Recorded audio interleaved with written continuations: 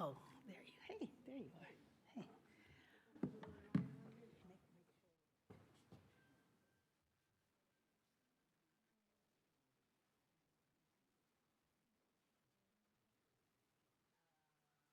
Should, huh? Upstairs. Just follow us up. Okay. Keith, can I get a spotlight?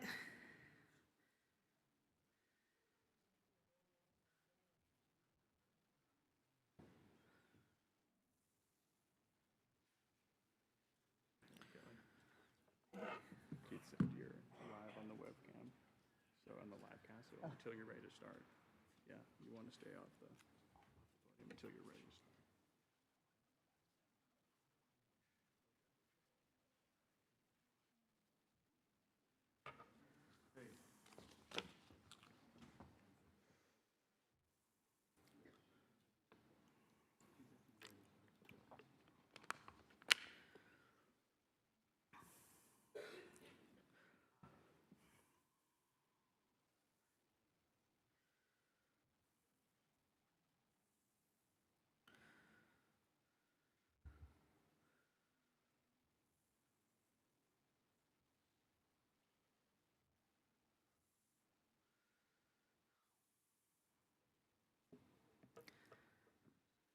Good afternoon, everyone. Welcome to the Oprah Winfrey Theater. My name is Kelly Elaine Navies, and I coordinate the Oral History Initiative here at the National Museum of African American History and Culture. I am both excited and honored to present today's program, Social Justice Conversations, Intergenerational Reflections on Activism. We are definitely in for an afternoon of dynamic and enlightening discussion. But first, let's take a moment to acknowledge the original inhabitants of this unceded land, the Nacotchtank and Piscataway Indians. Their descendants walk amongst us. I also want to acknowledge the enslaved Africans whose free labor was exploited to lay the foundation of this city and to build historic sites like the White House and the Capitol building. Their descendants walk amongst us. Ashe. Before I delve into the background of the project and introduce you to our special guests, I want to thank a few people. Like all oral history projects, this program is the result of a collaboration between many different entities. First, I would like to thank Bloomberg Philanthropies. This project was made possible through their generous support. Next, I would like to thank Kinshasa, Holman Conwell, and my colleagues in the curatorial department for their valuable input into the development of this project. I'd also like to thank, of course, the Oral History Initiative team for their tireless and exemplary work, Max Peterson, Oral History Assistant, Trudy Hutcherson, our longtime videographer and editor, and our recent additions to the team, Rebecca Otto, who you will learn started as one of the interns of this project, and Candace Dane Chambers, who worked with us as a videographer and editor specifically for this project. I also must thank Michael Hyman, who put together the media piece you will see in a second. I'm indebted to the Public Programs and Special Events Department for their assistance in organizing this program, particularly to Leslie Walker, Deirdre Cross, and James Sims. And of course, I want to thank our department, the Office of Digital Strategy and Engagement, and its fearless leader, Adam Martin, and our theater manager, Keith Madden. Finally, I must extend profound gratitude to all of the participants, those you will meet today, and those who could not make it due to other obligations, such as Dr. Fania Davis, Dr. Frank Smith, Dr. Georgianne Thomas, Dr. Beverly Guy Sheftall, Charlie Cobb, Representative Eleanor Norton, Holmes Norton, Phoebe Linnell, one of our interns, and Dr. Harry Edwards could not make it because he's facing serious health challenges. Please hold him in your prayers.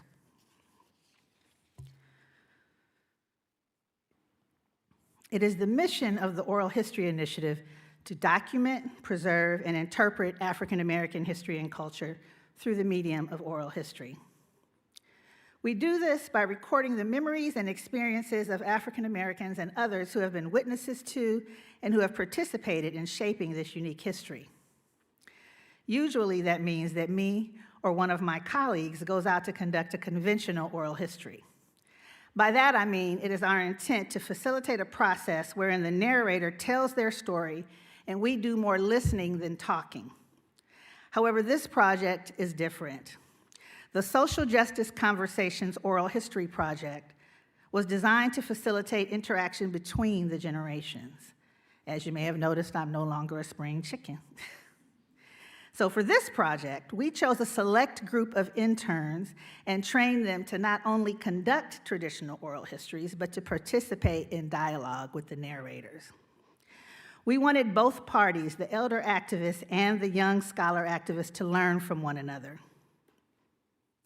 We sought to create an environment of mutual respect that would allow each participant to feel valued.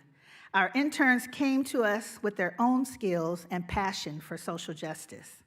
Our intensive trainings not only covered the basics of oral history theory and practice, we also gave our interns an extensive bibliography that included readings and multimedia on the topics of civil rights, oral history, and other social justice movements.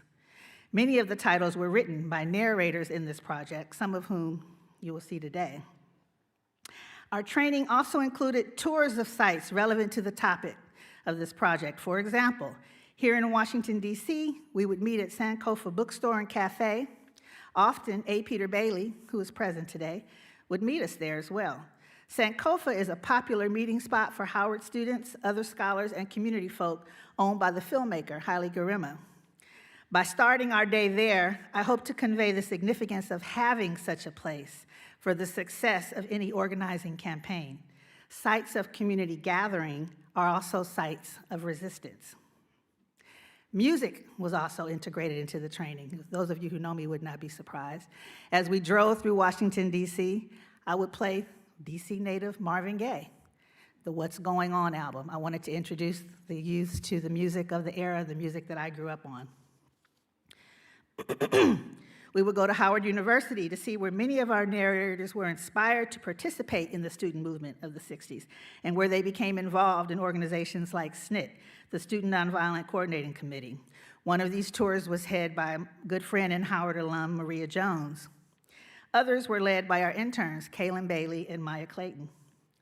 Our tour also took us down U Street to the African American Civil War Museum and Memorial, founded by Dr. Frank Smith, who could not be here today. And we would go to Ben's Chili Bowl, which is a place where people met, for example, during the rebellions after the assassination of Dr. King. Ultimately, we brought in 9 interns, almost all of whom are here today, except for one, Phoebe Linnell. She's out of the country, to conduct conversational interviews with 16 elder activists. In addition to Washington, D.C., our sessions took place in the California Bay Area, Atlanta, Georgia, and in Jacksonville, Florida, which I think for our entire group, it was our first time going there. Quite an experience.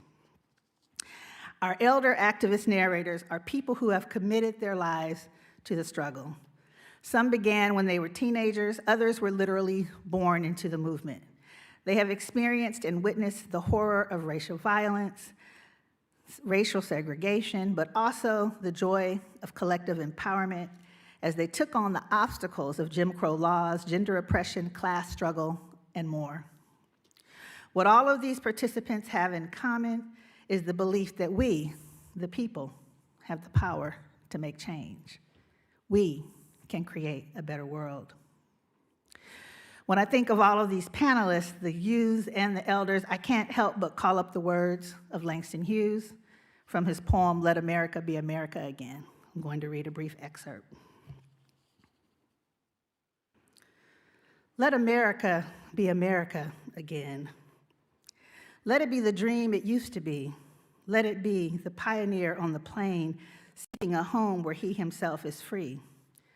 America never was America to me. Let America be the dream the dreamers dreamed. Let it be the great, strong land of love, where never kings connive nor tyrants scheme, that any man be crushed by one above. It never was America to me. Oh, let my land be a land where liberty is crowned with no false patriotic wreath, but opportunity is real and life is free. Equality is in the air we breathe. There's never been equality for me, nor freedom in this homeland of the free. Before I introduce the first panelist, please take a look at this montage of clips from some of the interviews.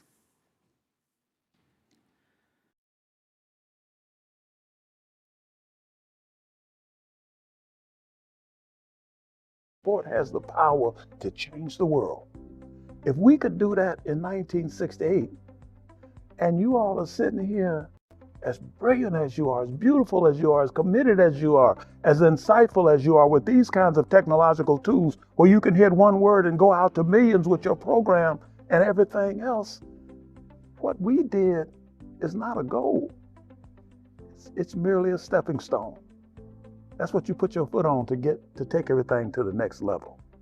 And you are more competent and capable to do that than any other generation in history. And that's what you have to believe. That's what you have to understand about an activist role. And then it comes down to doing your homework. It comes down to that strategic connection between intellectual analysis and understanding and developing programs of change. There's a statement that I made that Damian Thomas put on a flashboard above the sports hall at the National Museum for African American History and Culture that states that the challenges of our circumstances are diverse and dynamic. Our struggle, therefore, must be multifaceted and perpetual, and there are no final victories.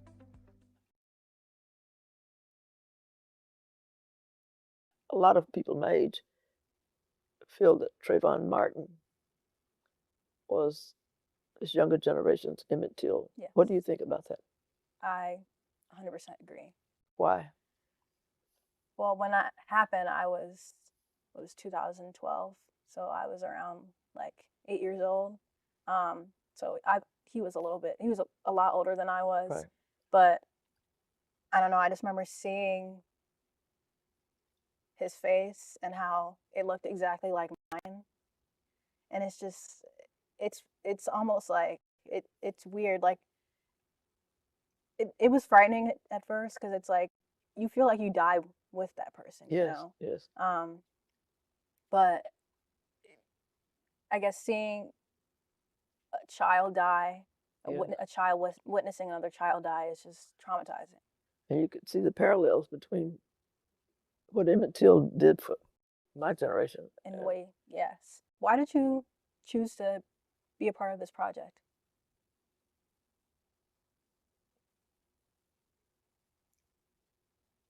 A partner to talk to you. I mean, I was drawn to the fact that it would be interactive with a young person, a young activist, and felt I could learn something from you. Yeah. And I have. Well, I'm glad to hear that. And so I've been really involved in the affirmative action case that recently was announced as the political action chair of the Black Students Association. And so much of our action has been really looking at the nonviolent traditions that you, in many ways, pioneered in this country. So I was wondering, what advice would you have for student activists?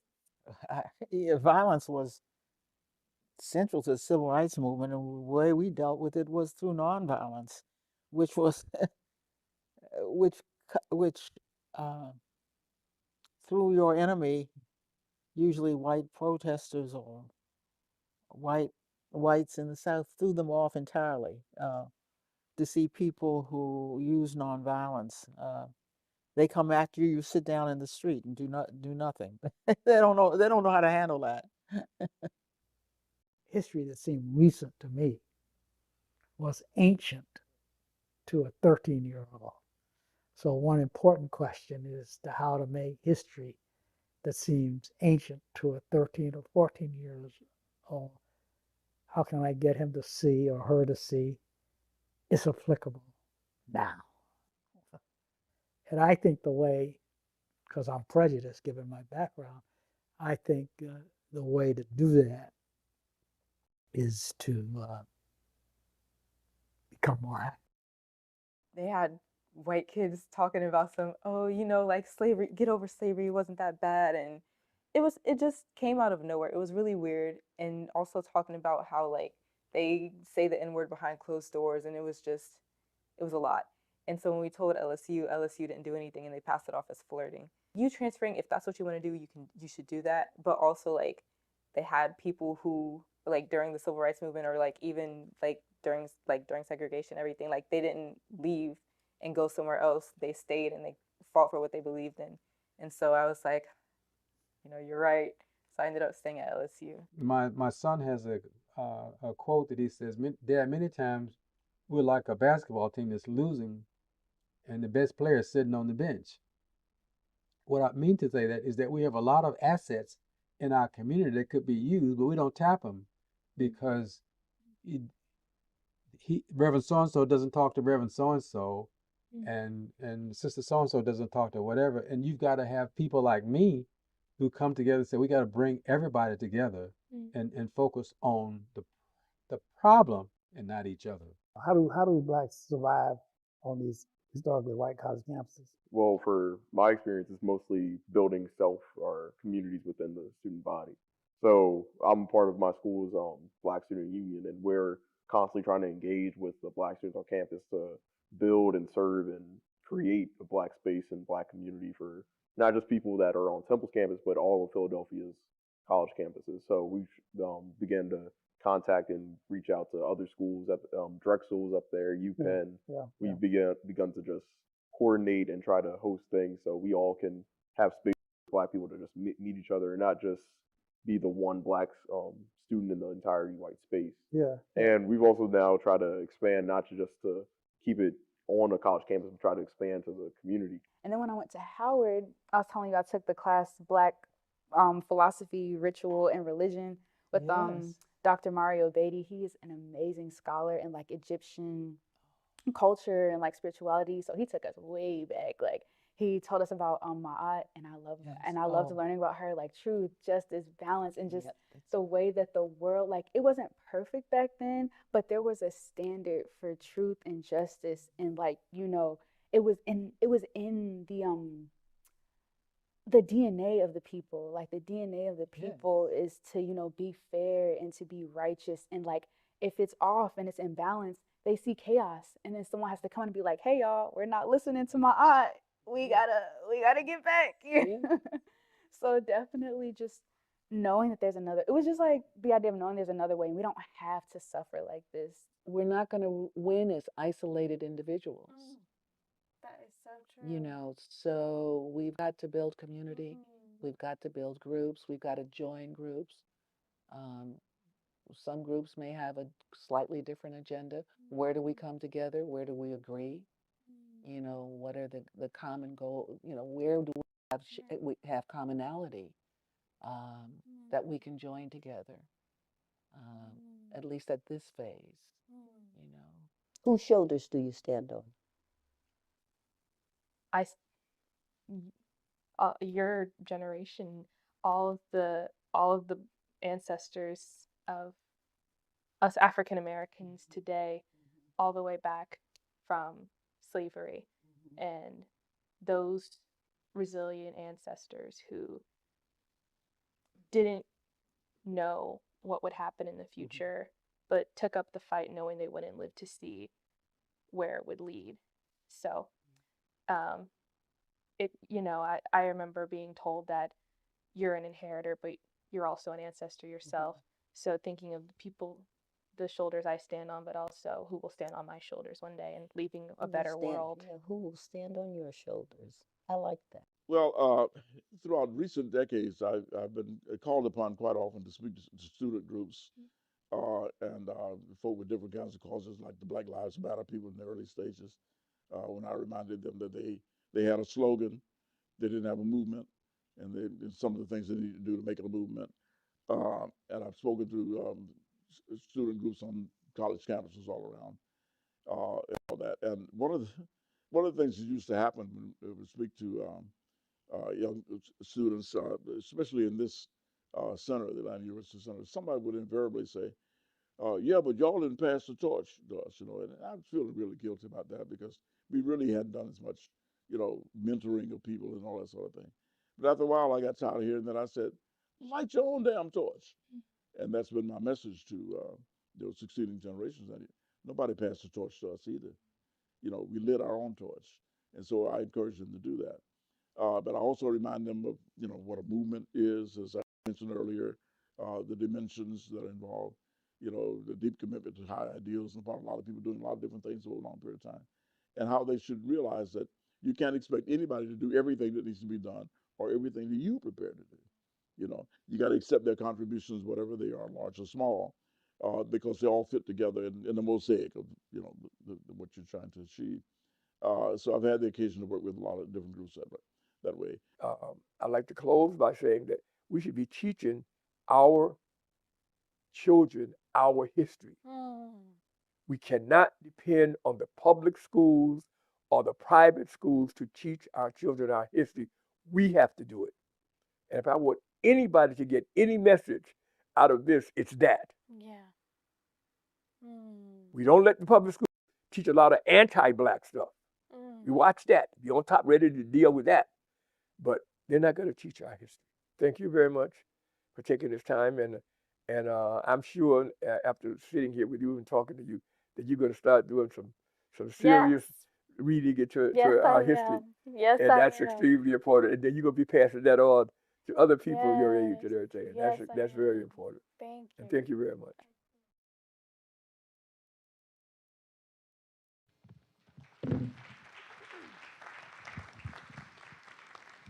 Testing, testing. Can you hear me? Great, thank you. Okay, our first panelist is Mr. A. Peter Bailey. A. Peter Bailey is a journalist, historian, and self-described Malcolmite, follower of Malcolm X. Bailey was a founding member of the Organization of Afro-American Unity and editor of the organization's periodical Blacklash. He went on to work as associate editor for Ebony Magazine, associate director of the Black Theater Alliance, and president of the New York Association of Black Journalists. He also contributed articles to numerous publications throughout his career.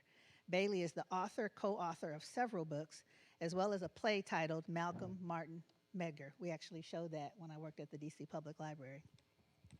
He has also lectured widely regarding the work of Malcolm X and served as adjunct professor in journalism at Hunter College, the University of the District of Columbia, and Virginia Commonwealth University. Next, we have Dr. Joyce Ladner. Dr. Ladner is a sociologist, academic administrator, and civil rights activist. A native of Hattiesburg, Mississippi, Dr. Ladner began her fight for social justice as a teenager and was on the front lines of many of the major civil rights protests of the 60s.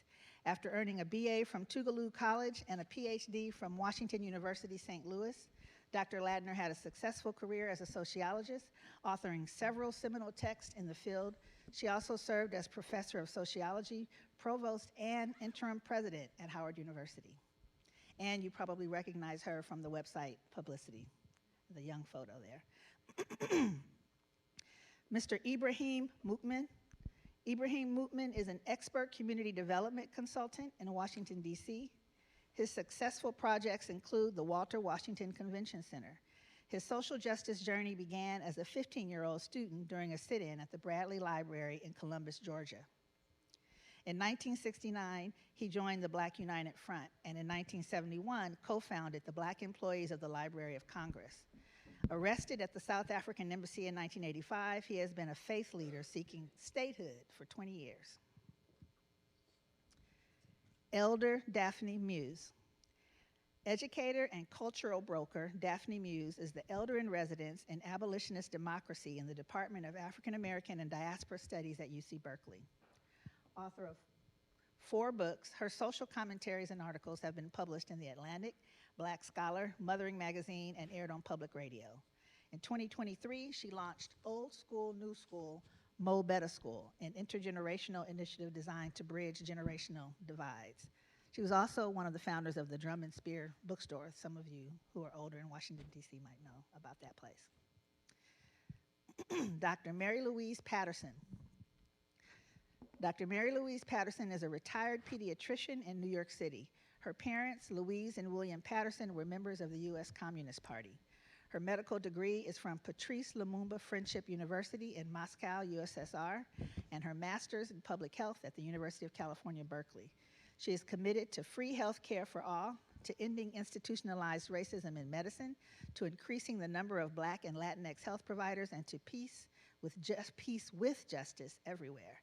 She is also the co-author of Letters from Langston, From the Harlem Renaissance to the Red Scare and Beyond, which chronicles the close relationship between her parents and Langston Hughes. And next we have our youth interns, and they are Kaylin Bailey, an undergraduate student at Howard University. Maya Clayton, also an undergraduate student at Howard University. Rebecca Simcha Otto, currently a PhD student at the University of Maryland. She started as an intern and now is the administrative assistant for this project. And Natalie Riddick, a recent graduate of Loyola Marymount University.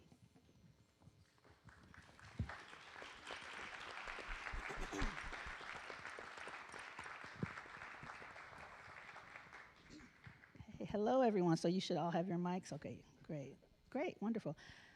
So since this was your first time seeing that montage, like everyone else here, one of the first things I wanted to ask is, do you have any responses to that? And everyone doesn't have to respond to this, but if there were any initial thoughts that you wanted to share to possibly seeing yourself, those of you who were in those clips. Is it my, okay, we're working? I'll start out. I'm just grateful because this is historic. One of the things that I have in my head is that, Kelly, we'd like to thank you and your team for pulling this together. Peter Bailey is with us. Peter's here. We were here September 2016 when the grand opening took place. And one of the things that I really remember, we were both shocked to hear the statement from George Bush, who said, "A great nation does not hide its flaws. You know, it turns a light on them and improve them." And I just wish we had that spirit that George Bush talked about some 8 years ago here today. Thank you. Does anyone want to respond before I ask the second question? I would just like to say that it's always very good to be here and to learn. One of the things that I learned from working with Brother Malcolm was that people remember him about many, many things. One of the things, most lasting that I remember from him was that he believed strongly in the importance of learning. When I was teaching, I used to tell my students that Brother Malcolm used to always talk about the importance of learning. So he believed sometime in just coming and sitting and keeping his mouth shut and listening and picking up information and getting information and going to people who he thought had proper information. And that was one of the most important things that I learned from him. Thank you. Yes. Go ahead. I participated in great measure because I wanted to interact with a young activist, and I saw myself in her. My own activism that began when I was quite young. Too often, we authorities don't listen to the younger generation. We've gone through life thinking that we have learned it all, when in fact, new ideas are being dreamed of, new tactics are being developed and used by the younger generation. So it was my privilege to be interviewed by and interact with a college student from Howard University, where I spent most of my career. Thank you. I just Yeah. want to second what Dr. Okay. Ladner just said. I was watching an interview yesterday, just like going over my notes, organizing, and I definitely saw the person that I want to be in Dr. Ladner, which is how vibrant and funny and just like has such a fiery spirit, and definitely someone that I look up to. The reason why I changed my major, when I initially went into that interview, I thought I was going to go to medical school, and I'm now getting ready to graduate and go to law school soon. So she completely changed my mind, changed the trajectory of where my career is going to be going, and I'm just so thankful that I got the chance to have a conversation with a Renaissance woman, as she likes to call me, but I feel that way about her, so yeah. That's wonderful. Yes. Yeah, I just want to make a quick correction. I was not a founder of Drum and Spear. Okay. I worked at Drum and Spear. Okay, But okay. I was not a founder. So that's how stories get started, huh?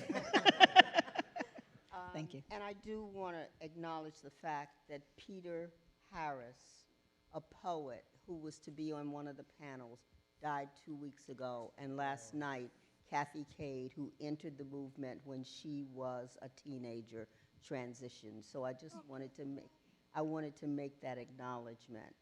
I get to do the most fabulous work in the world as an activist because I do old school plus new school equals more better school. And I love the work because it really has brought me forward. It has challenged my thinking. It's challenging the way I walk in the world with these young people. And the interview, when you all came to California, that was one of the most memorable days of my life, and I sat down and wrote about it. Yes, the same with us. I'm sure Natalie would agree. Yeah, it was a beautiful day, and I'll remember it for the rest of my life. So this next question, I actually would like, and I know there are a lot of people on the stage, so bear with us. I want each of you to respond to this question. We can go in this direction to make it easier. In your interview sessions, each of you described specific events in your youth that radicalized you or motivated you to become politically active. Can you share one of those experiences with us now? I know for sure that the one that most got me going was the lynching of Emmett Till. I remember, I was about 13 years old at that time. And I just, it just tore me apart. And I remember asking someone about my age. And that was my beginning to get a real look at the society, because I grew up in Tuskegee, Alabama. And in Tuskegee, in Macon County at that time when I was growing up, you could go for days as a child and not see a white person, because everything, that you deal with on a regular basis, they were run by black folks. So that whole thing that happened with around the lynching of Emmett Till was what opened my eyes to the real history of the United States. Thank you. Emmett Till was also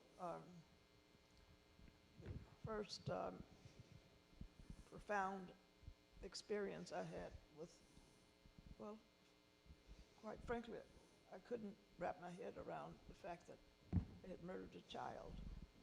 I was 11 years old, and I remember seeing his mutilated body, the face, on the cover of Jet magazine. I saw his mutilated body, his face of his body, on the cover of Jet magazine.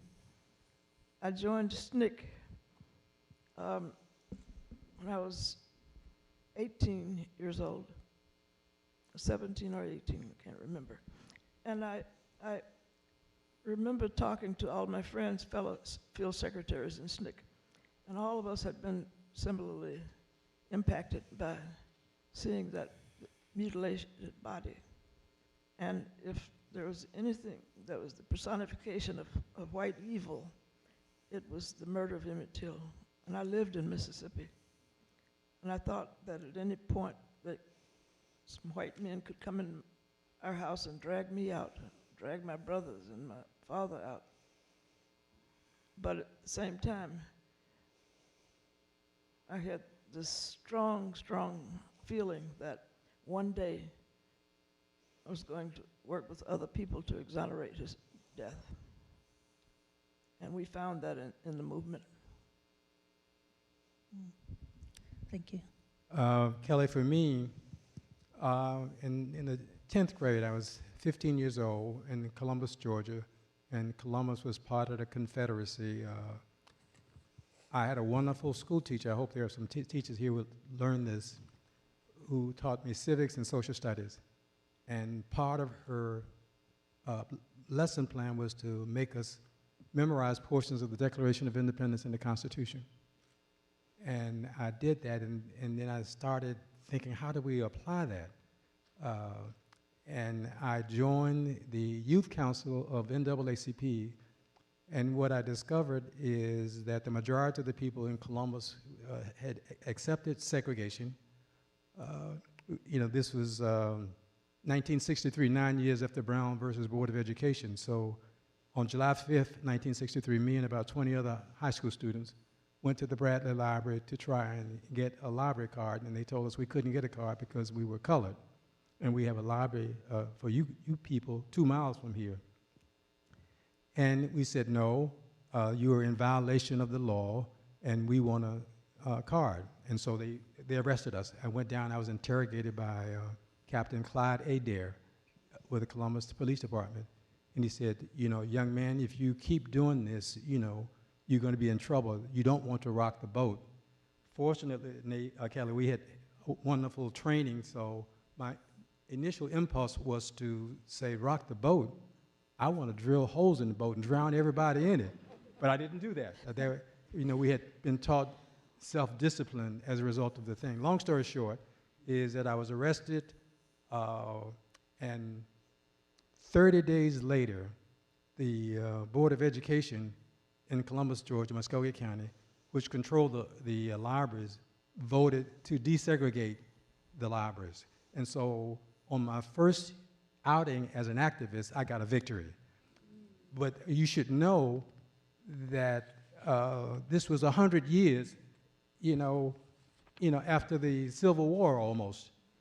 But they had kept people afraid in Columbus to do anything because of what happened in 1896. Jesse Slayton and Will Miles were lynched at 11th and Broadway in downtown Columbus. They shot them up with bullets and then hung them and kept them there for 3 days. Thank you. I anticipated this question, so I wrote a paragraph or two. From a graduate of a colored college to a 4-month stint in corporate America to teaching in DC public schools and working at Brentano's bookstore, the path to drum and spear led to the rest of my life in some divinely ordained, dangerous, and devoted ways. Decades-long friendships were forged. The breadth of my intellectual and political landscapes were laid. I often note that I secured my PhD in advanced political struggle studies, taking master classes in struggle from the likes of organizer Cortland Cox, poet and journalist Charlie Cobb, artist, author, and creator of the iconic Black Panther symbol, Jennifer Lawson. Early on in the techno scene, techno nerd Joe Gross, student activist Tony Gittins, organizer and field commander Don Brown, and cultural ambassadors Ann Forrester Holloway and Marvin Holloway. Ralph Featherstone was the political architect, think a combination platter of Sardinian philosopher Antonio Gramsci and W.B. Du Bois with some Marxist economist Walter Rodney sauce mixed in. Walter Rodney literally could cook. And Judy Richardson, who may well have been thinking franchise opening another drum and spear related bookstore at HUD. It was daunting to run a business in capitalism under the rubric of a construct that was the antithesis of the vision and practices of the founders. But with nary a one of us having an MBA, we mismanaged and we managed our way through the quagmire. Regular visits from the FBI and a series of burglaries and a case of arson also set me up for the realities of struggle on the paths of liberation and responsibilities to freedom. I was 23 years old. Thank you. I was born into activism. My parents were Louise Thompson Patterson and William Lorenzo Patterson, and they were African American members and leaders in the Communist Party of the United States. So I was born a red diaper baby. So there was no specific moment or event that propelled me into activism. I was taken to May Day marches. I was taken to meetings. I was taken down to the Communist Party office where my mother would type up the mimeographed leaflet and then run the mimeograph machine and then collate everything, and then we'd be out on the street corner handing out leaflets. So that was my beginning, you know. I just want to comment on the video that we saw. Yes. That you showed. You know, I just wanted to say that there's no one way to struggle. That everyone that you showed up there was struggling, was a part of a movement, but in a different way. Yes. And to all of you sitting in the audience today, there's no one way to do it, and no one place to do it. But what we do need, I think, more than ever now, is a national pro-democracy movement that embraces all of us. Thank you. Yes, thank you all for sharing. And now for our youth. Yes. Hey y'all, I'm Kaylin. I would like to say the moment that radicalized me was the deaths of George Floyd and Breonna Taylor. I remember just feeling extremely frustrated and hopeless, sad, lost. And in that pain, I pulled out my MacBook and I started typing up exactly what happened to George Floyd and exactly what happened to Breonna Taylor, and I printed out a bunch of copies and I started sliding it through doorways in my very suburban, very white neighborhood. So just as a way, even how you said like, there's no one way to struggle, even in putting out those papers, I felt like it was me doing my part in the movement. And then shortly after that, I put together a benefit concert where we raised a little under $1,000 to give to Breonna Taylor's family for whatever they needed for in that moment. In that moment, it really made me realize that you don't need money, you don't need a million resources. All you need is the passion and the drive for activism, and like aligning that passion with the things that you're already good at, and then putting those things together to essentially build and create the world that we all deserve. Thank you. I absolutely second that. And as Dr. Ladner always tells me, to continue writing, continue being a creative, using my voice, and letting that be the medium for change. My grandmother worked in voter registration booths with computers when she was younger, around my age. My mom is a prominent activist for women's health, specifically Black women. And you know, I feel like that their spirits have just been instilled inside of me, and that's really what's led to my passion for writing. I actually wrote about George Floyd in a poem that I shared with Dr. Ladner. It actually was a New York Times 2020 Coming of Age finalist. Yeah, thank you. But yeah, I mean, it really comes natural when you're talking about things that are important to you. As an outsider looking in, I feel like maybe the first moment that radicalized me was, we kind of talked about it in an interview, but just seeing what happened to Trayvon Martin, a child witnessing another child's death. I was around the same age as Joyce Ladner when she saw Emmett Till on the cover of Jet magazine, his mutilated face, just horrible. And there was a moment in our interview where we had talked about, you know, how that picture was kind of like the police recording that you would see nowadays, where like so many men have been brutalized, killed by the police, and it wasn't recorded. So just understanding like the power that media has, and really emphasizes what we're doing. This event's being live streamed right now to everyone and everywhere, and our voices are being more amplified through that way. So just understanding how media can really make a difference. Thank you, Maya. Yeah, I second everything that these two say. You know, being around all these incredible activists, just sitting back in the green room and talking to people who conducted other interviews that I'm now meeting today for the first time. It's just such an inspiring atmosphere, and being around other young people who are doing incredible things as well. I'm also inspired by you guys as well. And I grew up in a town where I was outnumbered, and growing up, learning about American history, it was very wrapped up in a neat bow, especially, you know, in elementary school and middle school, where they just, Obama became president, shoop, shoop, done. Beautiful, we did it. And, you know, it's unfortunate that these people my age have mentioned people who were killed in police violence that radicalized them, and I have another name to add to that list. And that day that Eric Gardner died, I was in 8th grade, and I remember going to school the next day, and we had, in my 8th grade history class, we would discuss current events. And it was that first moment when my classmates and my teacher were talking about this, and I was like, yeah, isn't this so awful? And they were like, yeah, it's just so horrible what they're saying about the police. And it was in that moment where I realized, oh, I'm outnumbered here. And it was that moment that taught me that to trust my gut and my judgment in what I knew in my heart and soul was wrong. And that inspired me to be my own scholar. Because I was like, if I can't trust my teachers in school, then I need to do my own research. I need to be my own activist, my own scholar.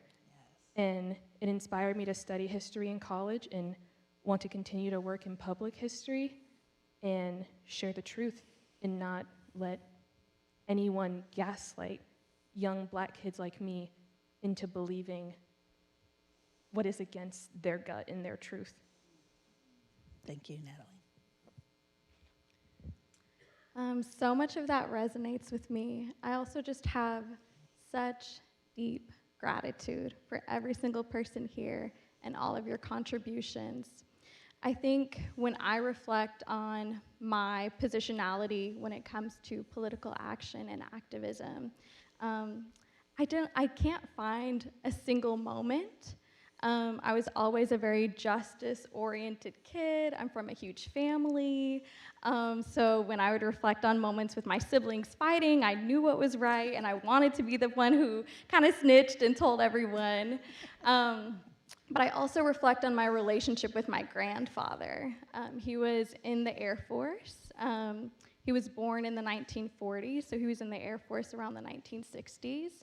And he would always talk about the deep racism he experienced while on the Air Force. Showing up early, putting in double the labor all the time, always being professional. Raised his kids very much like, do not dishonor the Johnson name, and yet did not receive the respect and honor that he deserved during his service.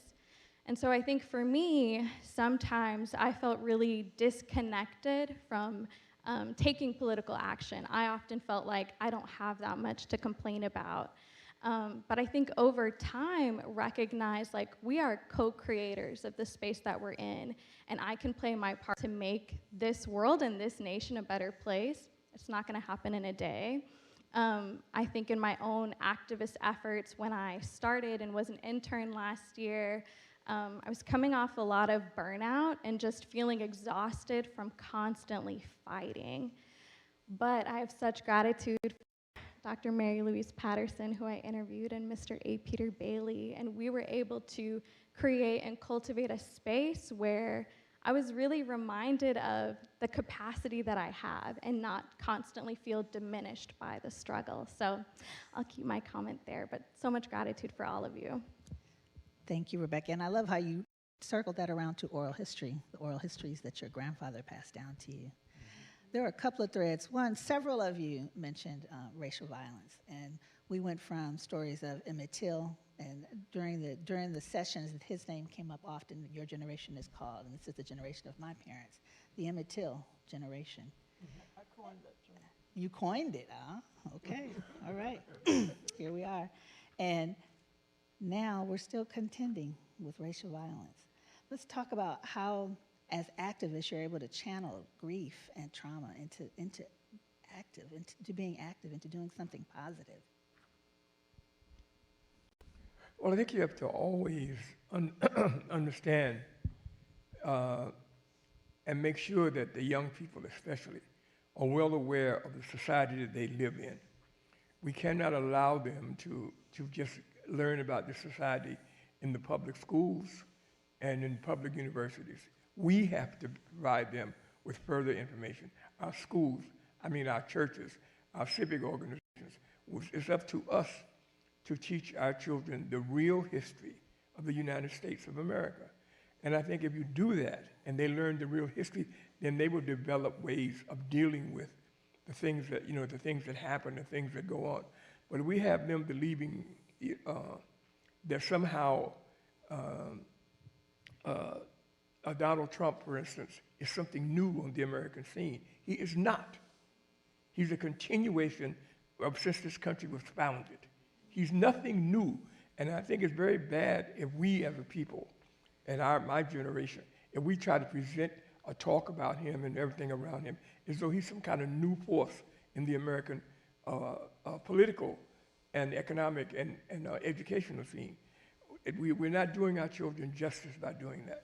So I believe very strongly that I learned with Brother Malcolm, who I consider a great human being, a great black man, a great teacher, a master teacher.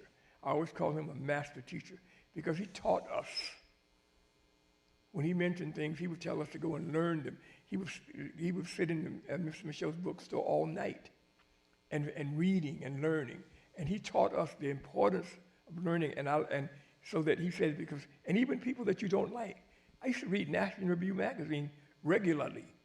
I didn't go out and buy it because I wasn't going to contribute to it financially, but I would go to the library and read it because I knew I wanted to know what National Review magazine was saying about things that affected my people. And I taught, whenever I taught at universities, this is what I told my students.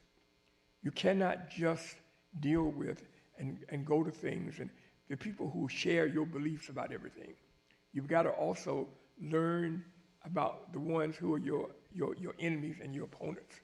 And you can only do that by getting involved, maybe going to some of their events, which I used to do. I used to go to some of those events when I was living in Harlem. And sometimes I would be maybe about 4 or 5 black people there. And sometimes they would really get very angry with us and try to sit us way in the back. But I didn't mind sitting way in the back because sitting way in the back, I always said, Brother Malcolm just tells us, you sit in the back so you can see the whole thing. And you can watch the people and how they're responding to something that's going on. So they never had to sit me in the back because I went there in the first place. I wanted to sit on the back row so I could just watch the entire audience and see how they were responding to what was being done and said about. So that the most important thing, I think, that one of the most important things that we can do to our young people is to teach them the importance of again, I said, of learning. And that learning is not something you do, just for your own sake. You do it for the sake of you, yourself, your family, and your people. And that's very critical. And it is a very, very important thing that I believe today, at least, that so many of our young people are not getting. They're being told you learn strictly how to make some money. And that's everybody pushes that learning is all about going out and learning how to go out and make some money. So you got to teach them more than that. The learning is much more important than that. Thank you. Thank you, Mr. Bailey. Does anyone else want to respond to that thread? I want to say something if I can. One of the challenges, I was at Frederick Douglass House recently, and they show a little clip in the visitor center, And when young man was asking him what should he do today, and he said, agitate, resist. Part of our challenge, I think, is that when we start talking about our history, many people start with slavery.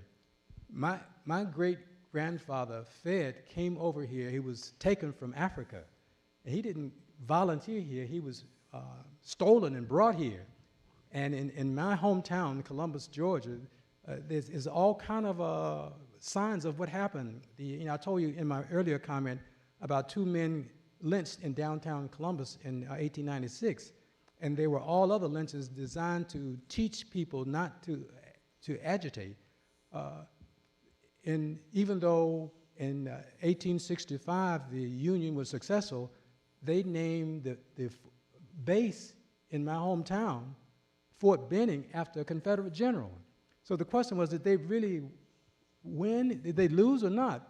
And what we have to understand is that if you look at, going back to Peter's point, the election of 1876, you will see that we've seen this movie before, where the interests of African Americans were thrown, under the bus, and people decided to do things that took away many of the rights that we enjoyed during Reconstruction from 1865 to 1877.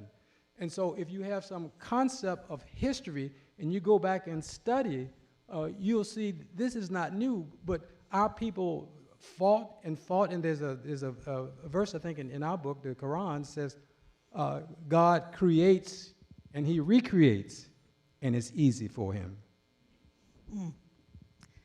I'd like to say that Ms. Hamer, Fannie Lou Hamer would say, we who believe in freedom cannot rest. And I add to that, but we gotta recalibrate. But we gotta recalibrate. Yeah. And that comes in lots of different forms. And this movement of self-care that these young people have mounted, and Black joy, I love it.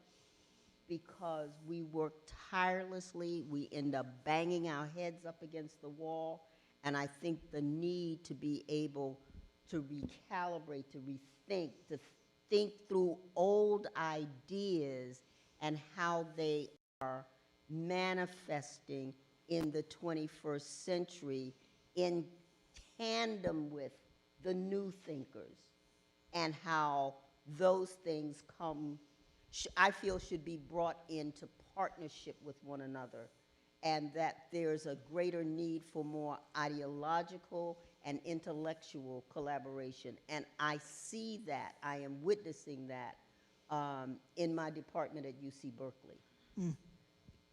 Yes. I'd like to add to that, the coming together. So I want to just, the coming together of people, joining with others. Yes, we mourn, we grieve the death. They anger us, and we've got to channel that grief and that anger into a movement. We've got to build another movement. And we've got to come together in order to be able to do that. So I just want to piggyback off of what Daphne said. Thank you. That was actually a thread I was going to bring in, and I'm so glad you raised that issue, Ms. Muse there. But Dr. Ladner wanted to say something, yes. I'm a member of the board of the SNCC Legacy Project, the Student Nonviolent Coordinating Committee, organized what we call the Legacy Project some years back. And one of our goals is to, we do several things. One is that we preserving the records. SNCC probably had more records than most civil rights organizations. And we also work tirelessly with, I'm sorry. We work with young people, the younger generation, when Freddie Brown was murdered. A lot of young activists came to us and our advice on what should they do. And we said organize, organize, organize. There's a great difference between organizing today and the organizing we did back then. We didn't have the tools of the internet. We had a mimeograph machine where and a Watts line, wide area telephone service. And we did on-the-ground organizing, going door to door, sometimes spending months in a town, earning the trust of the local people before we could really move that community. Sam Block spent months in his car, living in his car in Greenwood, Mississippi, before an elderly lady allowed him to stay in her home. And Greenwood ultimately became one of the hot spots for organizing voter registration movement. The greatest difference today and back then is you have different tools to work with. Well, that's one of the most important things. And you can no, continue. Today you can put out a call on the internet, Twitter, X. I don't like those anymore. But and you could say, come out to Howard University's campus tomorrow at 6 p.m. and we're going to organize around thus and so issue. And you can bring hundreds of people out. If you were downtown, you could bring thousands in front of the White House. But the key question for us was, what do you do with the people who come out after the event is over? Do you collect their names? Do you go door to door to get them to organize around some cohesive issue? And that's the difference that we see or saw. And the other issue, for us, it was a lot more dangerous. I knew Medgar Evers personally and had known him since I was a kid, pretty much. And I still mourn his passing. Not his passing, but his murder. I knew 2 of the 3 civil rights workers. I worked with them who were murdered. I knew several other local people who were murdered. Now, what do we do with our grief?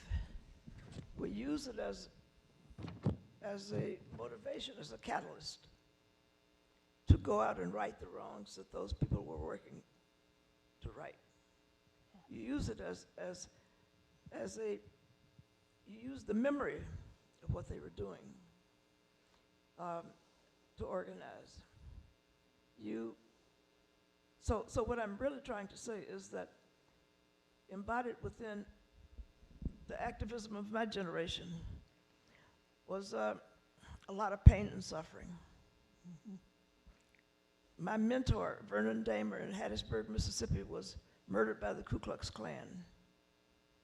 It was he and his sister and another man, Clyde Kennard, who used to drive my sister and me with them to Jackson to statewide NAAHC meetings. So that's why I met Medgar Evers when I was a child.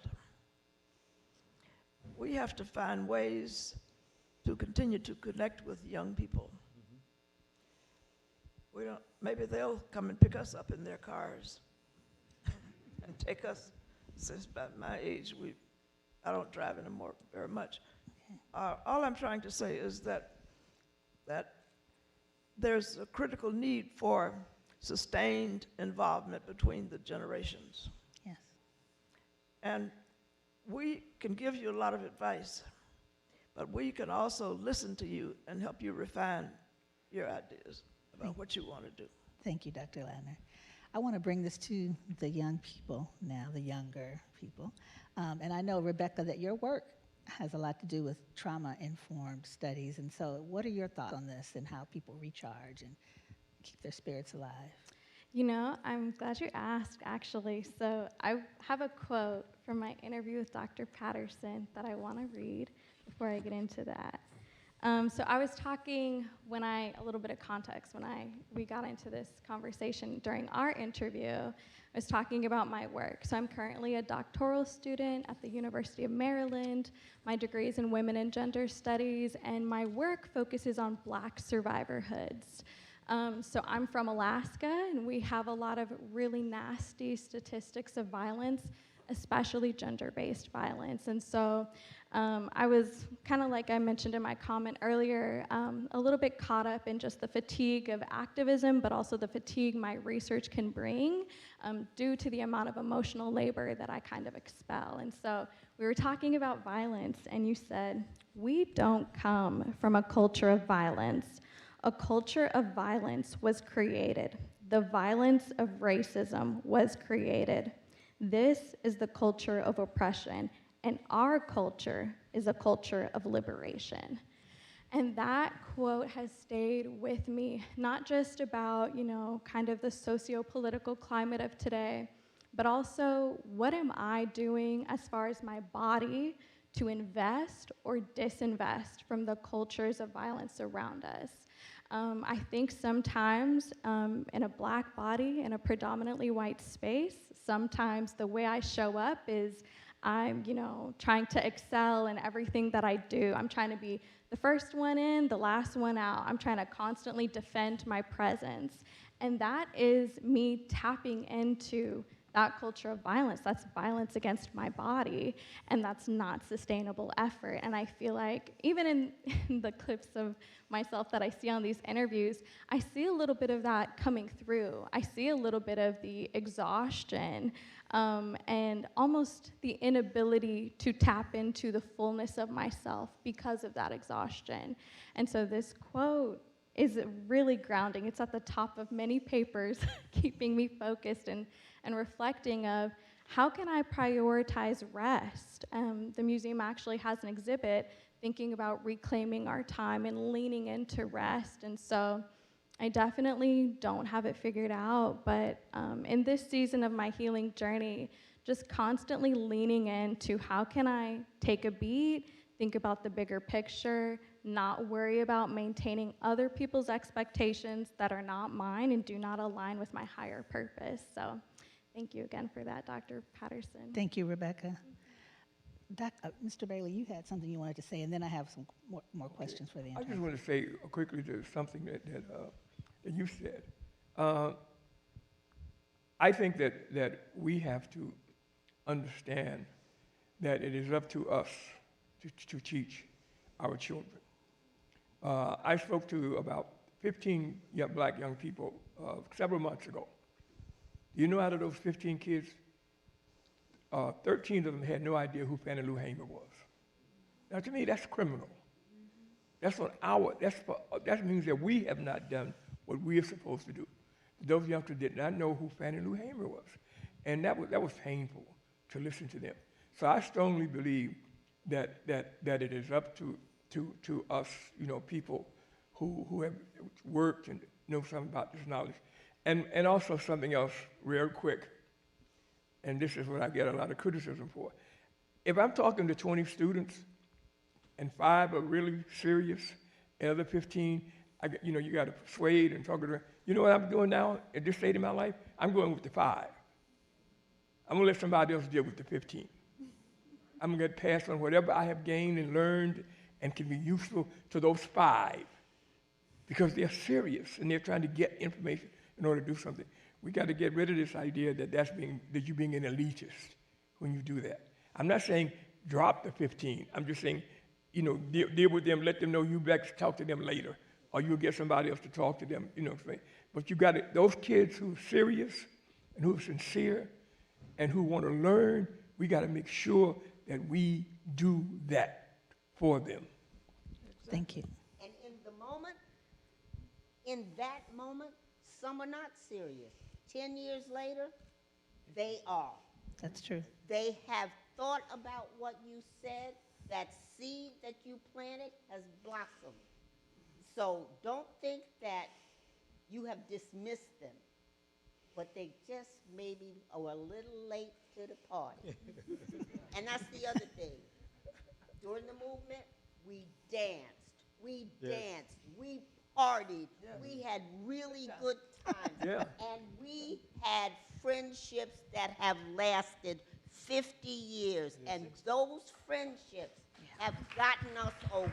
Yes, they have.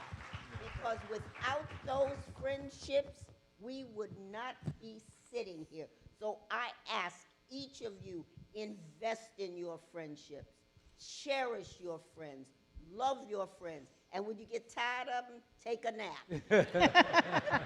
And we Kelly, we danced to only soul music. Yeah. We didn't play any kind of music. You had to get real soul music at the parties that I went to. You try to play anything other than soul music, you were kicked out. I wanted to just mention, she brought up a point that, and I don't know if they're here, I had two friends,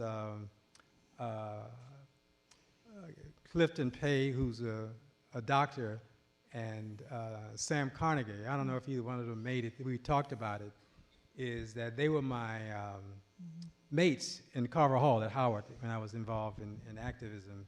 And that was very important. You know, we were not, Dr. Ladner, we were not the majority, but when I came to Howard, I challenged the requirement to take ROTC. I had no interest in going into the Army, and also I was against the war in Vietnam. But you know, they saw me grow up, and we've stayed friends for 60 years, and that's very important. Thank you. Also, speak to groups of young people as often. If you're invited, try to make it. Try to go. Do a Zoom call with people who invite you to speak, because sometimes people criticize the younger generation, but I don't. Just the opposite. I think there's a lot of interest, a lot of commitment, and a lot of need for guidance on a lot of these issues. Yes. And they come back to you. I mean, I worked on the staff of the March on Washington in Harlem under Barrett Rustin. And here of late, there's been a lot of interest in what happened in the march. And the march at 50 years, they did a movie on the march. In fact, I had a little role in it. But what I'm trying to say is that those things we were involved in back then are now historical events. And there's a need for people who were there or who studied those events to be involved, to pass that information on to the younger generation and tell them that we had no idea as to how many people were going to turn out for the march, because we communicated by mail, snail mail, what you call snail mail today, by telephone, by mimeograph machines, by printing out lots of copies of information. And when we got down here from New York, standing on the mall, I remember Barrett Rustin was out there at 6 o'clock in the morning, and he said, "I hope they come. I hope they come." You don't always know what's going to happen with the dues you pay, with the time you put in. But more often than not, it's going to be positive. And just remember, remember that what you're doing today will be historic down the line. Thank you. We don't have that much more time, and I have some more questions for the interns. Natalie and Kaylin, you guys went to California with me, and I know that, Natalie, you have roots in the Bay Area, just like I do. And I wanted you to talk a little bit about what it was like to go back to the Bay Area to do this work. And also you can share a little bit about Dr. Edwards, who isn't here today, and as well, Kaylin, you can, if you have a chance, talk about Fania Davis. Yes, so I was born and raised in Vacaville, California, in Solano County. But my mother, Michelle Riddick, was raised in Berkeley, California, and Miss Navies, her father was my mother's teacher at Berkeley High. So really incredible connection, and that brought us here. And my grandma, Jacqueline, she still lives in Berkeley, owns her house. So I grew up driving around Berkeley and Oakland and San Francisco, and my mom would always say, see that McDonald's over there? That used to not be there. See that over there? That used to be this, and telling me how much about how the city has changed over time. And flying all the way across the country to DC to do this project, I didn't realize it would take me right back home. And I think that was such a blessing to be able to see a place that I have such a deep connection to through new eyes and through the eyes of the activists who worked and lived there. And now every time I am home, I have those fresh eyes to see it with and that deeper appreciation for it. So I'm very grateful. Thank you. And in terms of Dr. Edwards, that was a very powerful and emotional day to speak with him at San Jose State. And in our conversation earlier about burnout and grief, I asked, me and Kaylin, we asked him about how did you maintain your sanity and not lose your faith in humanity, and like, wow, are we just bad? Like, is there no hope for us? And he really emphasized the importance of rest. So I just went home, read, listened to jazz music, and take that time that you need to rest and recuperate, because it is very, very difficult work, and I definitely take that advice. We suffered a lot of burnout. There was a psychiatrist in New York City. Oh, Mike, I'm sorry. Dr. Ladner, please use your mic. We mic. suffered burnout. There was a psychiatrist in New York City, Dr. Joe Martin, who would treat a SNCC worker in the South, go to New York, and then she'd send them out to some place near New York City to rest and to take it easy. Then that person would come back to the South.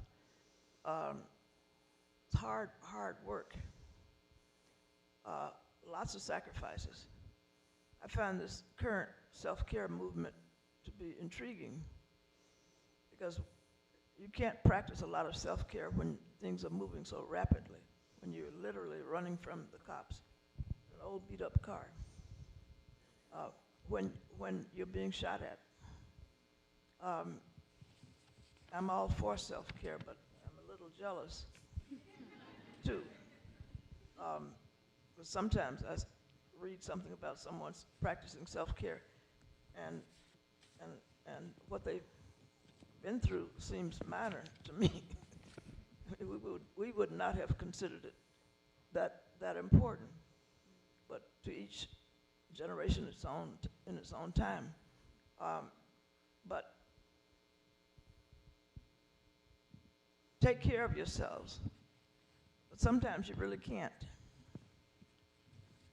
And when you can't, those of you who are still strong should support the person who's broken down for a while. Yeah. We have less than 10 minutes, and I have some questions from the audience. Okay. So this probably may give you a chance to respond to that as well as you Maya and Kaylin. So hold on. Okay. Okay. So here's a question for the youth. How are the young women, someone asked, how are you teaching people even younger than yourself about activism? Did you hear the question? I'm sorry. The question is, how are they teaching people even younger than themselves about activism? And since we haven't heard from Maya and Kaylin, maybe you can take those questions. I mean, I would just say leading by example. Every time I'm out with like my family, my dad will like make a comment to my sister. I would be like, you see those two little black girls over there? They're looking at you. They're looking at, you know, the way you dress, the way you talk, the way you carry yourself, your hair. And I guess like I always, I'm like, okay, Dad, like, you know, like you're doing too much. But like, when I really think about it, you know, being the oldest, my mom was also the oldest. It really is true, and sometimes like subconsciously, like I forget the impact that I really am leaving on those younger than me, and in a lot of ways, I feel like I look up to my little sister in so many ways. There's kind of like a joke in our family that she's the older sister and I'm like the younger one, just in terms of like the maturity levels and stuff.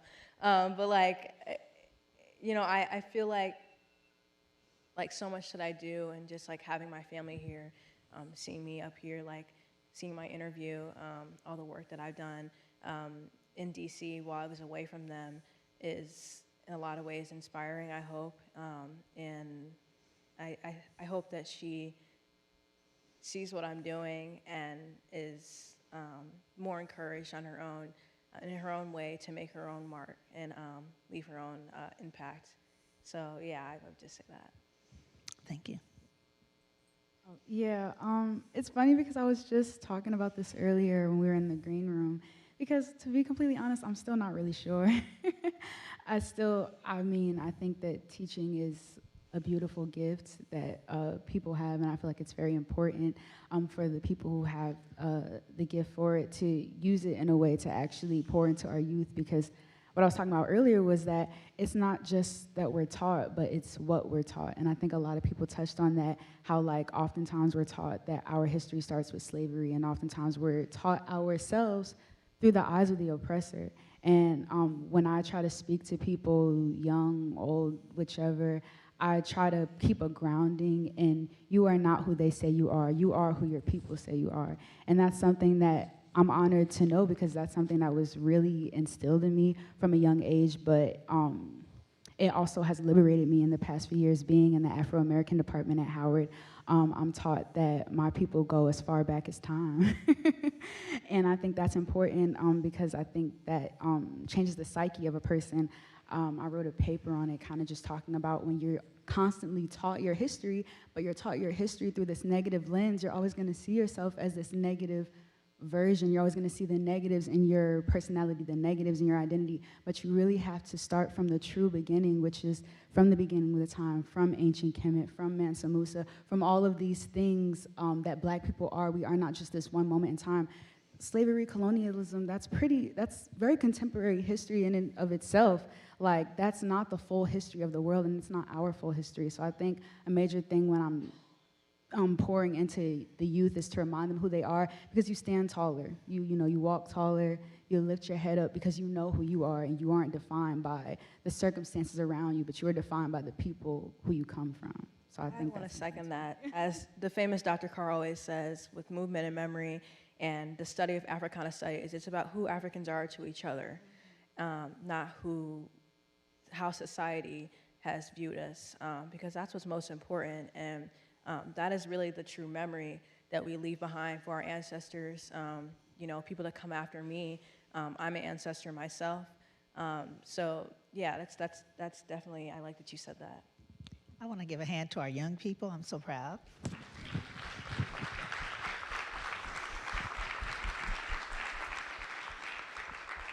Can I just jump in for a second and say, as a pediatrician? Sure.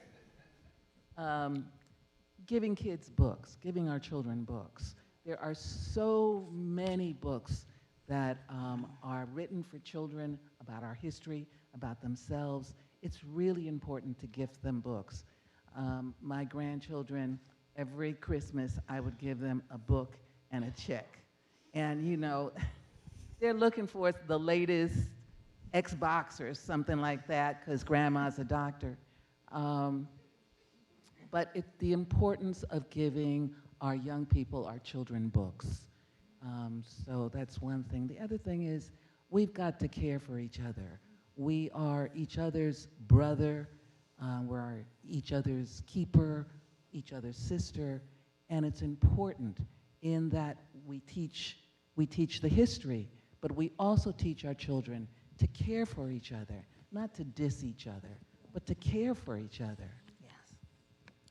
We have a question from the virtual audience, and this is, would the elder activists change anything about your justice-seeking strategies? How have your politics evolved? Can you repeat Yeah. the question? How have your politics evolved, and would you change anything about your justice-seeking strategies? I'll talk that about 3 years ago, I was invited to come back to Columbus, Georgia to participate in a session. And in fact, I have a book they did called Journey Toward Justice. The Columbus Museum did it. And I was excited. You know, I saw some people I hadn't seen in about 35 years. And what I discovered, what troubled me, was that I think when I was growing up, there were 2 high schools. Now there are about, I think, 10 high schools in Columbus, Georgia. Is that only the students, the majority of black high schools came. People had some idea that this was a black history program and it's only meant for black people. That troubled me. And when we were involved in the movement in 1963, we did not have any white people involved with us. We didn't know them. I didn't know white kids. There were no white students in my school, teachers or whatever. We've got to, and I think November the 5th has taught us this a little bit. If all of the black people in America voted for one person, that we were 12% of the population, we've got to reach out and to deal with humans and to be examples of what's going on. And we can't be content to be in our circles. In 1996, I became the first chairman of the National Conference of Christians and Jews, and I was neither Christian nor Jew. But we used to do dialogues in high schools. And people call these high schools integrated, but what I discovered that troubled me, and we started working on that, is that you had the black students and the Hispanic students and the Asian students in the cafeteria, and they all sat in their group. That's not what we're trying to do. What we're trying to do is to bring everybody together and recognize that we can't just deal with you. Don't make a decision of who I am based on my race. You know, I think Martin talked about in his speech, judge me by the content of my character and my skills and my ability. Thank you. I would not change one thing. I absolutely would not, because had I would not be sitting on this stage. I would not be sitting in this cathedral of Black lives and culture. All right. And it is our cathedral. Just like they got Notre Dame, we got this. And I think that the trajectory from drum and spear to where I am today has been remarkable, has been something I never dreamed as a child. I didn't dream this. And I also think, as I'm listening to everybody, my parents had something to do with this. Yes. Betty Muse, who'll be 103 in March, has all her mind. Fletcher Muse, who's now an ancestor, they were civil servants, and my father also was a private butler. They heard a lot, they saw a lot. Dad was very discreet, but every now and then he'd say something. And my parents were very pro-Palestinian. So our time is up, and I could sit here all day with this group. Please, let's give everyone a hand on this panel. Thank you all.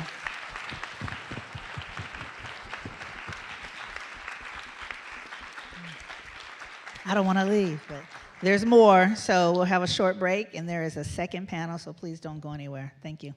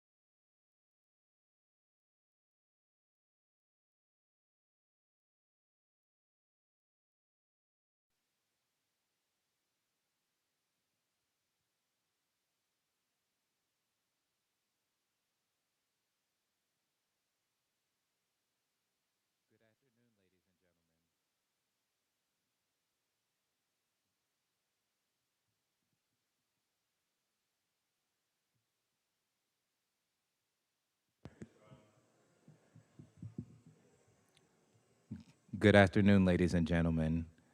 At this time, may you please take your seats?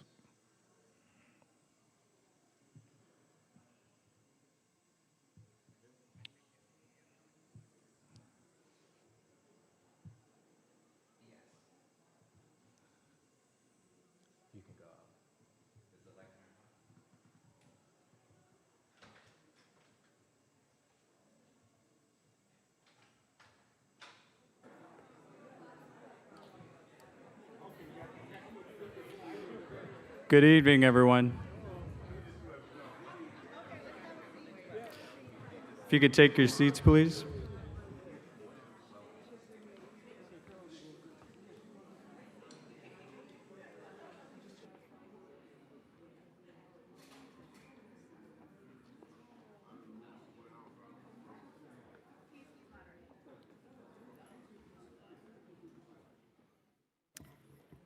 Still see some folks in the wings. If you could take your seats. We'll be beginning the second half of the program now. So welcome back after that brief intermission. My name is Max Peterson. I'm the assistant for the Oral History Initiative here at the National Museum of African American History and Culture. This second half of the program is going to follow the same structure as the first. We'll screen another media piece featuring clips from the Social Justice Conversations Oral History Project interviews, followed by a second panel discussion with the project participants. And I have the pleasure of moderating that second panel. So I'll introduce everyone and then we'll watch that clip and proceed with the panel discussion. Joining me on stage will be 4 interviewers for the project. James Gray, a graduate student at Temple University studying public policy. Elise Martin Smith, an undergraduate student at Harvard College studying social studies and African American studies. Kirsten Simon, a recent graduate from LSU, Louisiana State University, who majored in African and African American studies. And Isabella Salcedo, a graduate student at American University, pursuing an MFA in creative writing. In addition to those 4 interns, we will have 4 more narrators that sat for interviews for this project. Mr. Charles Black. Mr. Black is a native of Miami, Florida, Morehouse College, class of 1962, and Leadership Atlanta, 1971. Mr. Black served as the editor of the college newspaper, Varsity Debater, senior class president, and chairman of the Atlanta Student Movement while a student at Morehouse.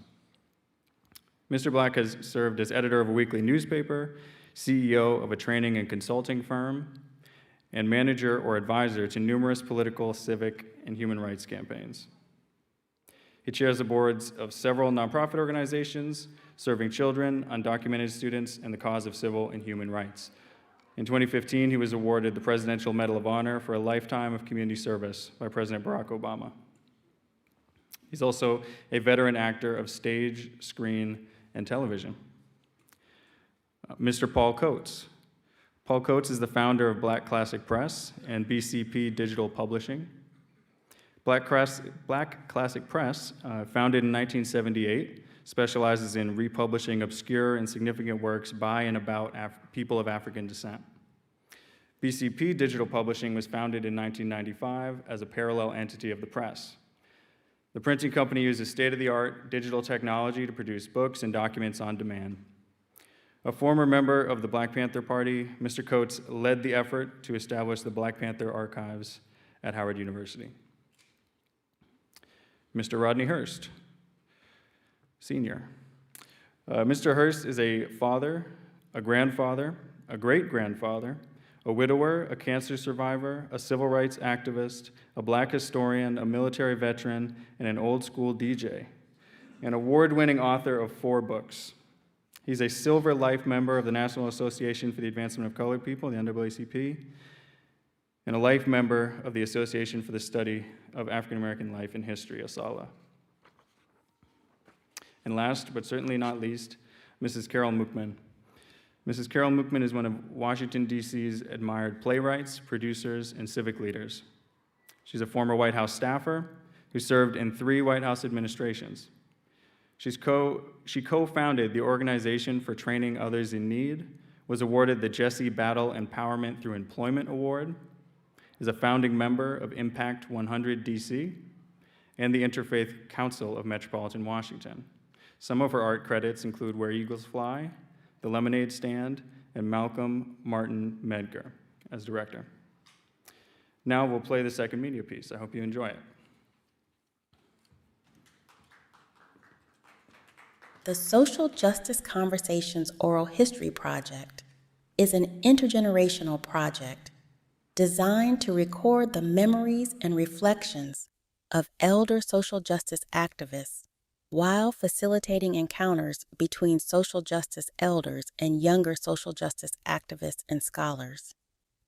From April 2023 to March 2024, the National Museum of African American History and Culture Oral History Initiative worked with 9 students to conduct a total of 16 oral history interviews with elder social justice activists in Washington, D.C., Jacksonville, Florida, the California Bay Area, and Atlanta, Georgia. And that was a time, too, when we moved from civil rights and more assimilationist policies from the civil rights movement to more Black nationalist movements, mostly represented by the politics of Malcolm X and the Black Panthers. We moved into a much more militant and angry stage of our freedom struggle.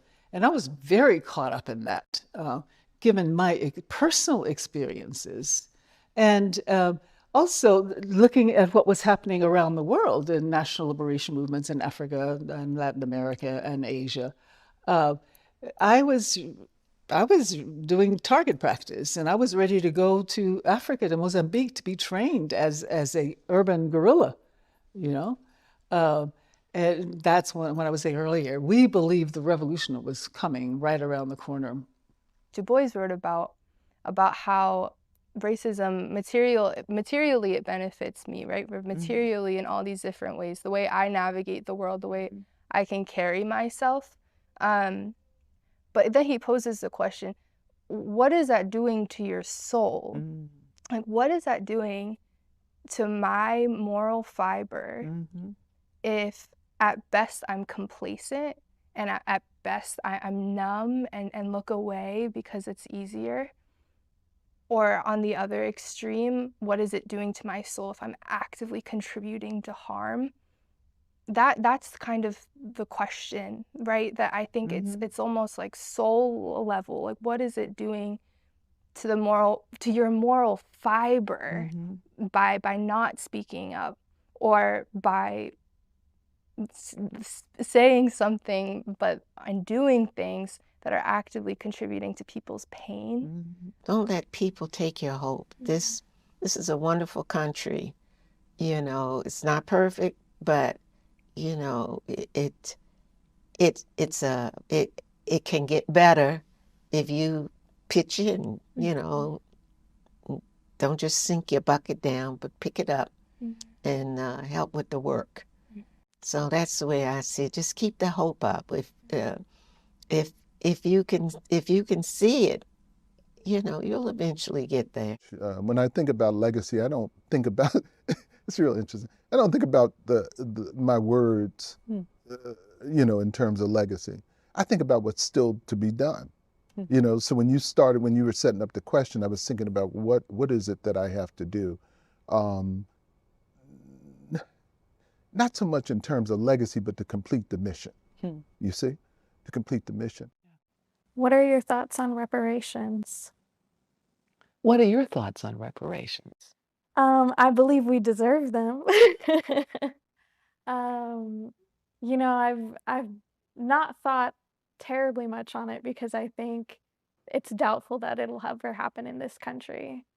But I believe that we come from a people that was stolen and that our labor was such that, like, we are the reason why this country is rich. We are the reason why this country is built the way it is. And we deserve to have our labor compensated. We deserve to have the labor of our ancestors compensated. What are your thoughts? Well, I agree with that. Yeah, I agree with I feel that like you would completely. say it much more eloquently than I just No, did. I think you said it perfectly. Absolutely. I think you said it perfectly. Yes, we deserve reparations. Africa deserves reparations. Yes, Africa deserves reparations. Yeah. Well, growing up with grandparents who came from rural Mississippi, so they would have come from little tiny places called Canton and Meridian, Mississippi. So growing up, all we ever heard about was issues of horrible racism, including from my grandfather's perspective. He described knowing about lynchings. So we grew up hearing about lynchings. He told a story about, because he also wanted to talk about resistance. So he told the story of this black family of black brothers. He said 5 of them, who would go around under the cover of darkness and punish white people who were being mean and evil and even killing black folk. And that black people knew who they were and never told on them, and that they got away with it. So we heard both the lynching narrative from my grandfather, but the resistance narrative of these black brothers. I would say that most of the members, those of us, we have led something along the way, or we have worked hard in our own little way to make a difference. Many of us taught school, and in teaching school that we told our story, what happened. Some little kid got something extra because they didn't know they had a person that marched with Dr. King as their music teacher, like Melinda, or as their special ed or kindergarten teacher, like Dolores Young Strawbridge, Melinda Clark Logan. You know, all these little silos all landed somewhere, and some child benefited from having us. And real history is being written, not revised. And there are warm bodies available for you to have a conversation with. I told my students, I said, you have the last of the, we're the last ones. We're it after you know, in my movie, 7 people have passed away. It's including Congressman John Lewis. We got to go. We can't stay forever. I know that. So I'm glad you're doing these stories. That's what I'm glad. That you're getting the real people to tell the real story, not some revised version of it. I think that's why, one of the reasons why it feels so important to me in this moment in time. You know, there have been many moments where it's important to speak up, speak out, you know. But I think now I recognize, and also as I've gotten older, you know, I'm 23, but I think as I've continued to, you know, enter adulthood, I recognize a responsibility that I have, that I think to not just live my life, but to do the things that I can in my power with the skills that I have to stand up for what's right, and to advocate for fellow Black people, and for all people that are being, you know, oppressed and pushed down, and their stories hidden intentionally with the banning of books, like you mentioned.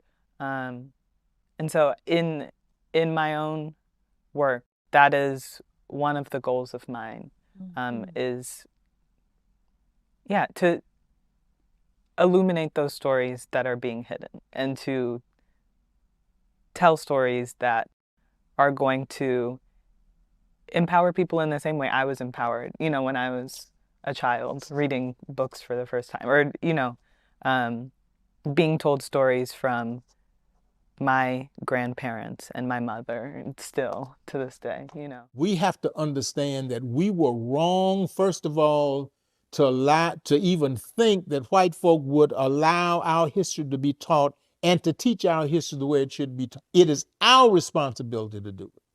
And we have shirked that responsibility over the years.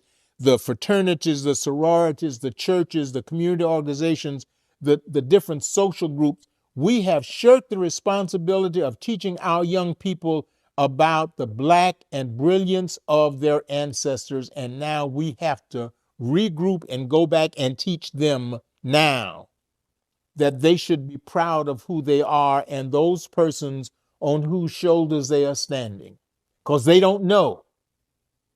Because white folk in the schools will not teach them the great things that people who look like them did to ensure that there is the continuity in this country. Black folk have always been the conscience of this country.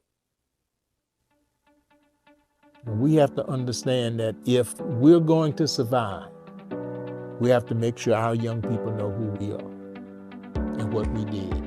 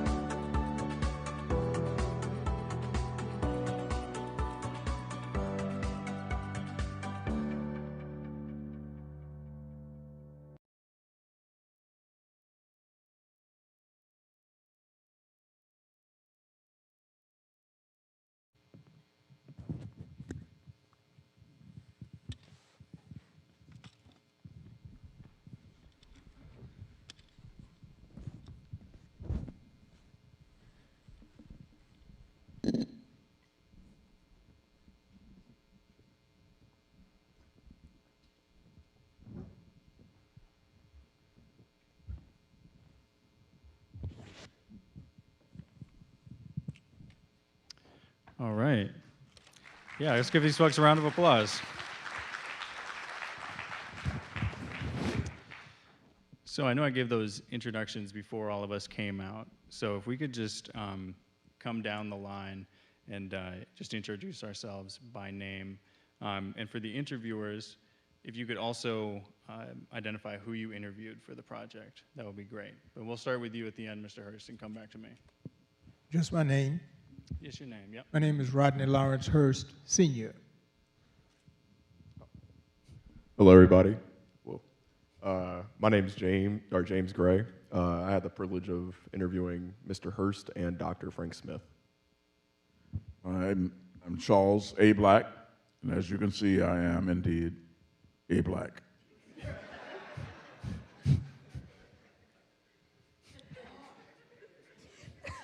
Hi, everyone. I'm Kirsten Simon. I interviewed Mr. Charles Cobb Jr. And I'm Paul Coates. My name's Elise Martin-Smith, and I interviewed Congresswoman Eleanor Holmes Norton. And I'm Carol Mookman. I'm Isabella Salcedo. I interviewed Mrs. Carol Mookman, Mr. Paul Coates, and Dr. Beverly Guy-Sheftal, who's not here today. But. Great, thank you. And just to continue to get, all of our panelists' voices out there before we get into the discussion, I'm wondering if we could do another lightning round like that of just, if you had to come up with a one-word takeaway from sitting down and doing that long-form interview with your interviewer or with your narrator, what would that one-word takeaway be? And for those of you that did multiple interviews, you can give a couple different responses. Respect. I would say reflective. Yeah. Inspired. Impactful. I probably would say honored. Memento. Educational. Say listening and the benefit of discomfort. You said one word. Yeah, I know. That's true. That's true. I should have called her out. I got a couple interviews, so I got a couple words, I guess. That shows how strict of a moderator I'm going to be. That's great, and it's wonderful to hear such positive reflections on that, or takeaways from those interviews. For the interviewers, I know that all of you have taken the time to review the interview recordings before coming here today. And so for you all, I'm wondering, as compared to sitting down for that interview, what would be a one-word response to the experience of watching the interview, right? Did that distance provide any different lessons? And we can start, I'll start down with you again, James. Yeah. So I have kind of realized I am hypercritical of myself. So watching something that I've done in the past and looking over it again, I just nitpick every small thing I may have done incorrectly. So whether that be me stuttering on a question or just ignoring the larger picture. I would say, looking back at the experience now, it's really shown me how far, I guess, my activism has come from just only focusing on North Philadelphia and Temple University, and learning not only what I've learned from Mr. Hurst and Dr. Smith, but applying that knowledge to my actions still in Philadelphia. Yeah. You fit a lot in that one word, James. Oh. I'm sorry, I did not get the word. Thank you, though. My bad. No, it's all right. Kirsten.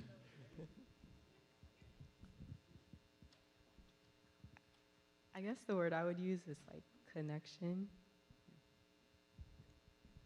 My word is growth. I was also going to say growth. I think, yeah, I'll keep it there. Great. Well, yeah, if we have time, which I'm skeptical of, we'll come back to those responses, because I'm quite interested in actually, the experience of participating in the oral history process. But I know that what we're gathered here to talk about is primarily social justice activism and the project a bit more broadly. So I warned you all about this question, that I was going to come around and ask each of you for a bit more of a substantive response.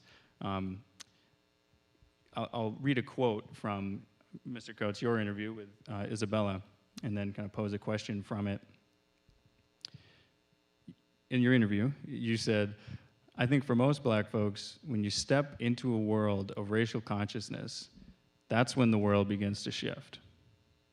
It's one thing to have an awareness of race. It's another thing to have racial consciousness.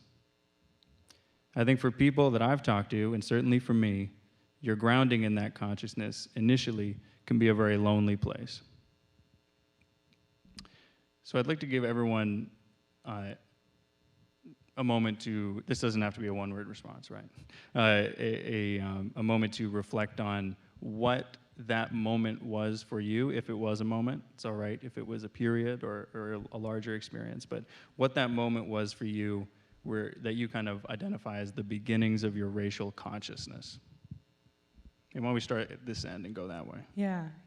I mean, that quote of thinking about it as a lonely place, I think is very true. I'm thinking about a moment for me where I was confronted with my own race in a way that inspired me to action. Was I was an undergraduate student at the University of Virginia, and I have grown up dancing my whole life, and I was on a dance team then that was, the majority of the dancers were all white, and it was like dress rehearsal, so a couple days before the final performance, and this is the first time I get to see all of the dances that that the other dancers are doing, and one of the songs that one of the choreographers had chosen, who was another student,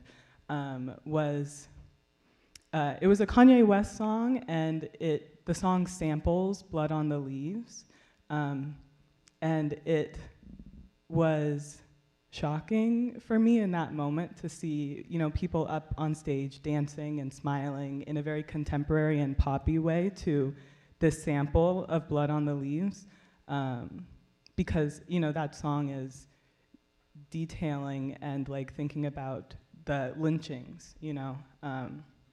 And so that was a very isolating moment, just sitting in that room and being angry. And I was also, I think, confronted with anger that I did not have the words for. And so, you know, I went home seething, and I called my mom, I think, and I wrote the angriest email that I've ever written in my entire life, probably. But, and that turned into a conversation with the choreographers. They changed the music immediately. But I think the thing that I realized was, okay, I'm angry, A, I'm not able to articulate exactly why, B, and C, I don't want to let that happen again, where I just sort of am sitting in this space and I'm the only one who feels uncomfortable. And I didn't speak up in the moment, but I sent the email out that night after going home, you know. But that was something that sort of kicked off a lot of critical thinking for me. And there have been moments since then, but yeah. Okay, for me, when I think I go back a little further, I was in the 3rd or 4th grade. My mother, we were having a class trip. My mother was a single head of household and who took very good care of us, worked hard. And this was a trip for the first time.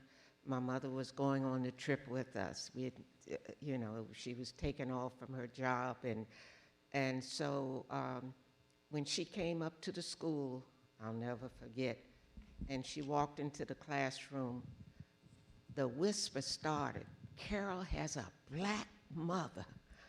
I was like, what is a black mother?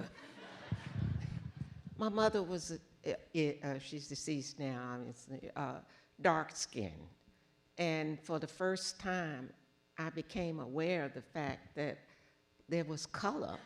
I never knew that.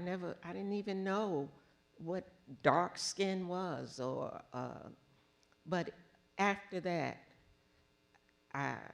you learn, you pay attention, you know, why am I different from my mother? I love her. Why are you calling her black and I'm not black, you know? So, but that was my first awareness, and trust me, it was a shocker. Thank you for sharing. I come from Charlotte, Vermont, which is full of like corn crops and maple creamies. Not a lot of black people besides my family. And so that isolation did come with its own racial reckoning. And today here on the stage, I'm bringing with me my family, coming from African-American experience. I have 2 dads.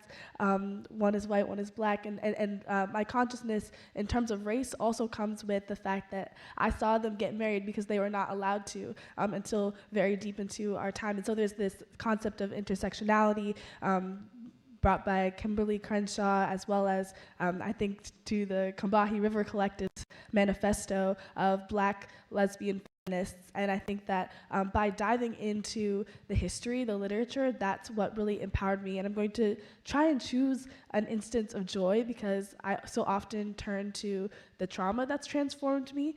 But I would say the racial consciousness is getting my hair done and the history that tells, especially thinking about how there are stories of seeds being woven into the hair of enslaved people, and these protective styles also being ones that protect these lineages and the history from the African continent, the Caribbean experience as well. So that's the situation I wanted to bring to the space.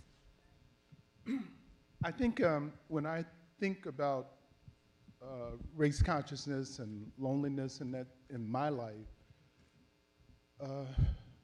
I go back to being a young brother in the military and having this.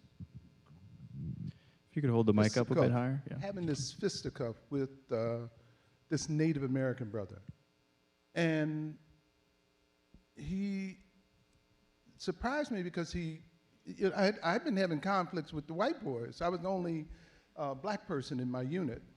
And I had been having these conflicts with the white boys, but there was this Native American that the white boys called Chief.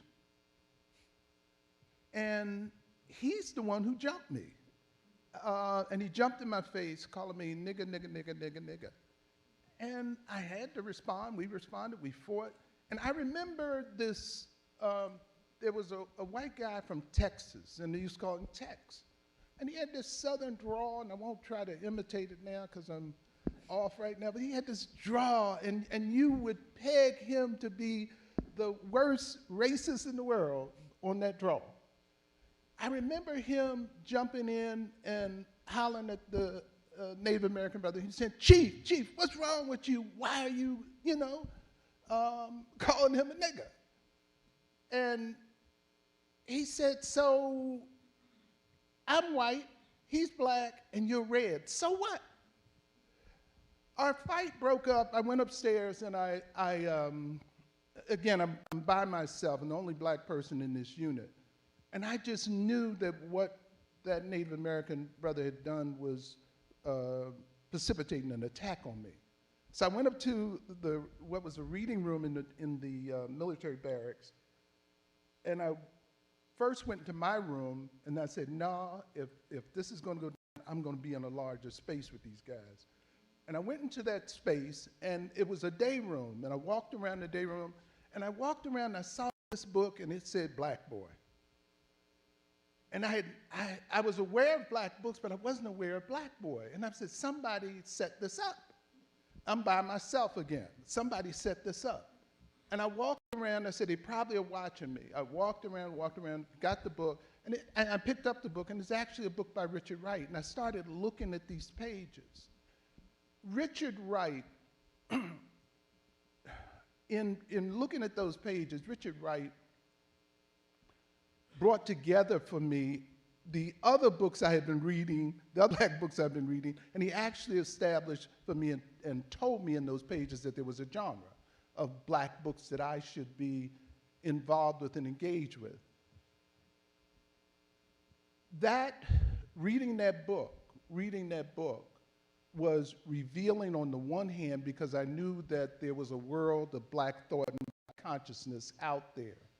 And I made a commitment at that point to read every black book that I could read. But I had nobody around or nobody with me, so I was alone. And it was a jump. It was a jump from being aware. I grew up in Philadelphia, so I knew, we had all kind of conflicts with white folks, with white cops and what have you. So I knew what white and black was. I knew what the difference was. But Richard Wright opened the door that unified me with other people around the world, other black people around the world. And that, to me, was the step into consciousness. And at that moment, really at that moment, and at that time, and really for the next probably 2 years or 3 years until I was able to get with other black folks who had a conscious way, I was alone, and I felt alone. But fortunately, that changed. I would say my awareness of racial consciousness kind of grew from a series of events, mainly from elementary school to middle school. So my parents, I grew up in Douglasville, Georgia for a little bit, and my parents made sure that my sister and I attended schools and different spaces that were integrated. And I remember a couple of things that had happened. When my mom and I were in Target at some point, and I had just learned about slavery, and I don't remember the context, but we had gotten home, and I had asked her, I was like, Mama, is slavery coming back? And she was like, why do you think that? And I think it was a situation where a white girl looked at me weird or something, and she was like, that's your basis? And I was like, yeah. Or there was another time in school when we were doing a Black History Month program, and my hair had always been in either little ponytails with the little balls at the end of them, or it had always been straightened. I had never worn my hair curly before. And my mom, I wanted to dress up as Diana Ross, and so I had to wear my hair out, and I was terrified. And she did my hair, and I was like, no, I can't go like this. I can't go like this. And like I just remember like feeling just in all these different instances, I was like why do I feel this way about certain things? And then once we moved back to New Orleans, and I had gone to a different school, and my school, the first school I went to when we moved back I kid you not, there were maybe 2 white people in the entire school, everybody else was black, and I was so confused because I was never been like in a space with just black people before, except my church. So I think that's where my awareness of racial consciousness came in. My earliest recollection of being aware, I was born in Miami, Florida, grew up there, and riding the buses, there were signs at the front that said, colored seat from rear, whites seat from front. And of course, you had the water fountains and the restrooms and all that sort of thing, clearly marked colored and white. So I was aware of that signage. I was about 9 months older than Emmett Till when he was lynched. So that impacted me very directly because, again, that was my own generation, somebody I could identify with very clearly. I had to leave Miami, Florida to attend college because there was no college in Miami that I could attend because of race. And that brought me to Atlanta, where I wanted to attend Spelman College, but they got this gender bias thing. So I went to Morehouse College instead. You know, the white liberals back in the day used to say things like, well, you know, I don't see color. You know, and I thought about it a long time, and I was trying to remember the last time I walked into a room and was mistaken for a young white girl. It doesn't happen. So we need to stop playing those games with ourselves. You know, America has this crazy metaphor that we should be something of a melting pot, like a bunch of mush to me. I like smorgasbord, salad bar.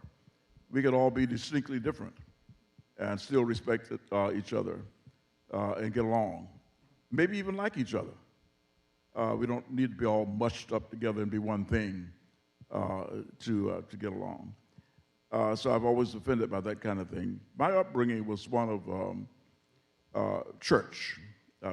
Greatly religious parents. We were in church all the time. That meant like maybe 7 times a week, you know, about 4 times on Sunday and Tuesday night and Thursday night. And my dad was a lay leader and all that. So I had instilled in me a strong sense of right and wrong and good and bad. And it was not difficult to see those distinctions, you know, all around you.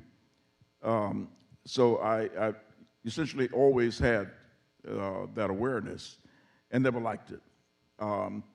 So then the time came that we had an opportunity for revolutionary as opposed to evolutionary change through nonviolent civil disobedience. Many of us said, aha, you know, this is an idea whose time has come. We saw that was a workable proposition. One of the most important things that I learned was there was a guy in Atlanta who was the grandfather of the first black mayor there who talked about the greatest assets that we had as a race, and there were the 3 B's. There was the book, the ballot, and the buck. Okay, just your education, you know, exercise your franchise intelligently, and spend your money wisely. And for so many of us for so too long, we have financed our own oppression. And what that has meant is that we buy from folk who use the money that they get from us through their various businesses and enterprises, and they hire or employ in other ways engaged people whose only job is to keep us apart, make us fight each other. The way it works is this, it's very simple. All right, so we got 10 chairs up here, you notice that? Let's say that each chair represents the total wealth of our community, of the world, or wherever. And each person represents 1/10, okay, of the population. Now, an equitable distribution of wealth and power would suggest that each person had an equal share of the wealth and power, except that's not the world we live in. In the world that we live, the guy in the first chair owns 8 chairs. person in the second chair owns one chair, and the other 8 of us have one chair, and we are told to have a good day. And the job of the person in the second chair, on behalf of the person in the first chair, is to convince the other 8 of us that the reason we don't have more is each other. Y'all are different. You're different races, you're different genders, you're different gender orientations. Some of y'all believe in abortion, some of you don't. Some of you like guns, some of you don't. Y'all ought to fight about that. And they've done a very good job of convincing the majority of us, even in this country, in the last election, that we're each other's problem. So we're not looking at the guy who owns the 8 chairs, you know, realizing that that's where all the stuff is we ought to be trying to get some of. And we are fighting among ourselves rather than trying to work together to change that dynamic. That's not the question you asked me, but that was something that was hot on my mind.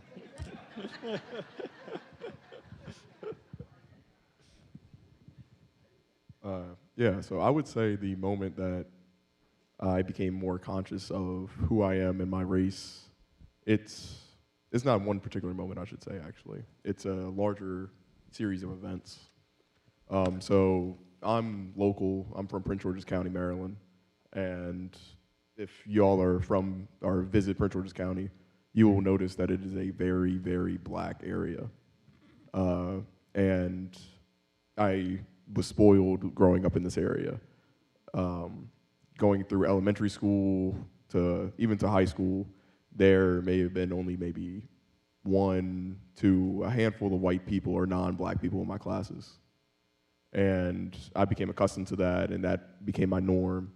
And just seeing black faces and black figures and everything around me just became my day-to-day and my worldview of everything. It wasn't until I would say I was more or less interacting with people in my community that I saw that even in our black spaces that racism still permeates our community. For example, I have people in my neighborhood that referred to me as nigger even as a young age. And this, while playing in the back of my head, I initially only thought this was, oh, this is that one person, this is that one house, this is that one cul-de-sac. And it didn't really hit me until I left Prince George's County that this is the reality that so many black people face outside of our collective little bubbles. The moment that really truly expanded my consciousness and really made me more radical was, this kind of sounds like a cliche, but reading the autobiography of Malcolm X. I had my first reading of it as a senior in high school during the COVID-19 pandemic. And it's an eerie book because of how timeless it is. And if you read it now, you'll realize how much or how little has changed from its original publishing in 1965 to 2024. Whether that be your example where the wealthy are really just dividing everyone, to us having the belief of choice between a two-party system, to how we interact with one another, to the idea of a Pan-Africanist actual challenge to actually fight oppression. Yeah, I would say that book really motivated me, and I recommend, if y'all can, get a copy and read it. It's life-changing.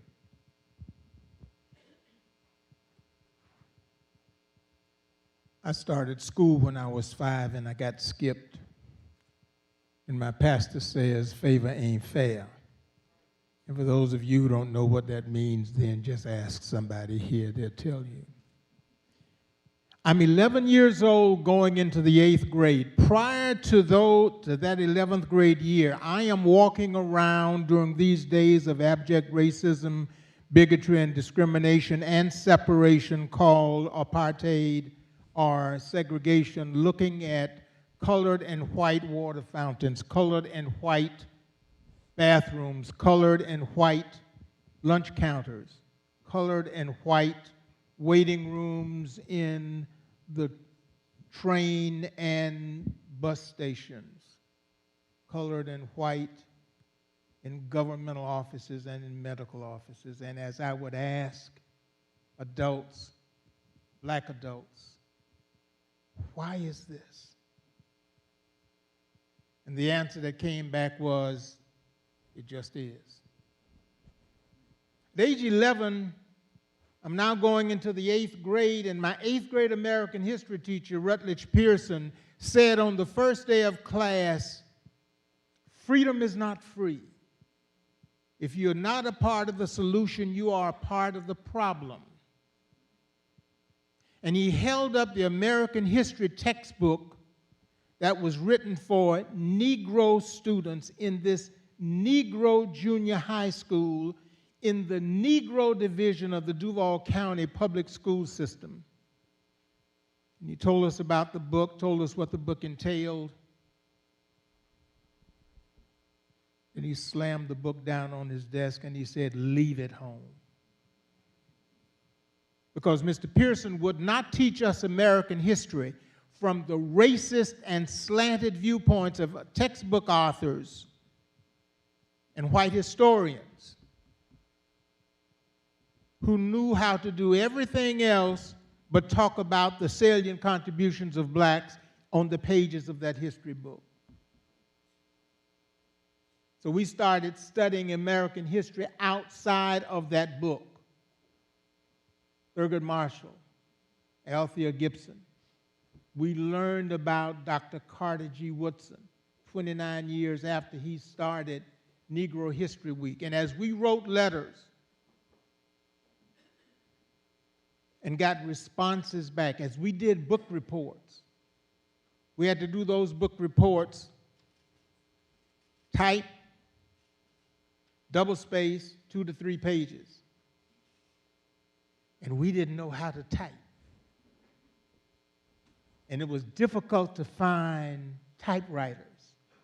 But when we completed those book reports and got responses back from those letters, and we wrote about those letters, it was Negro History Week every day in Mr. Pearson's class.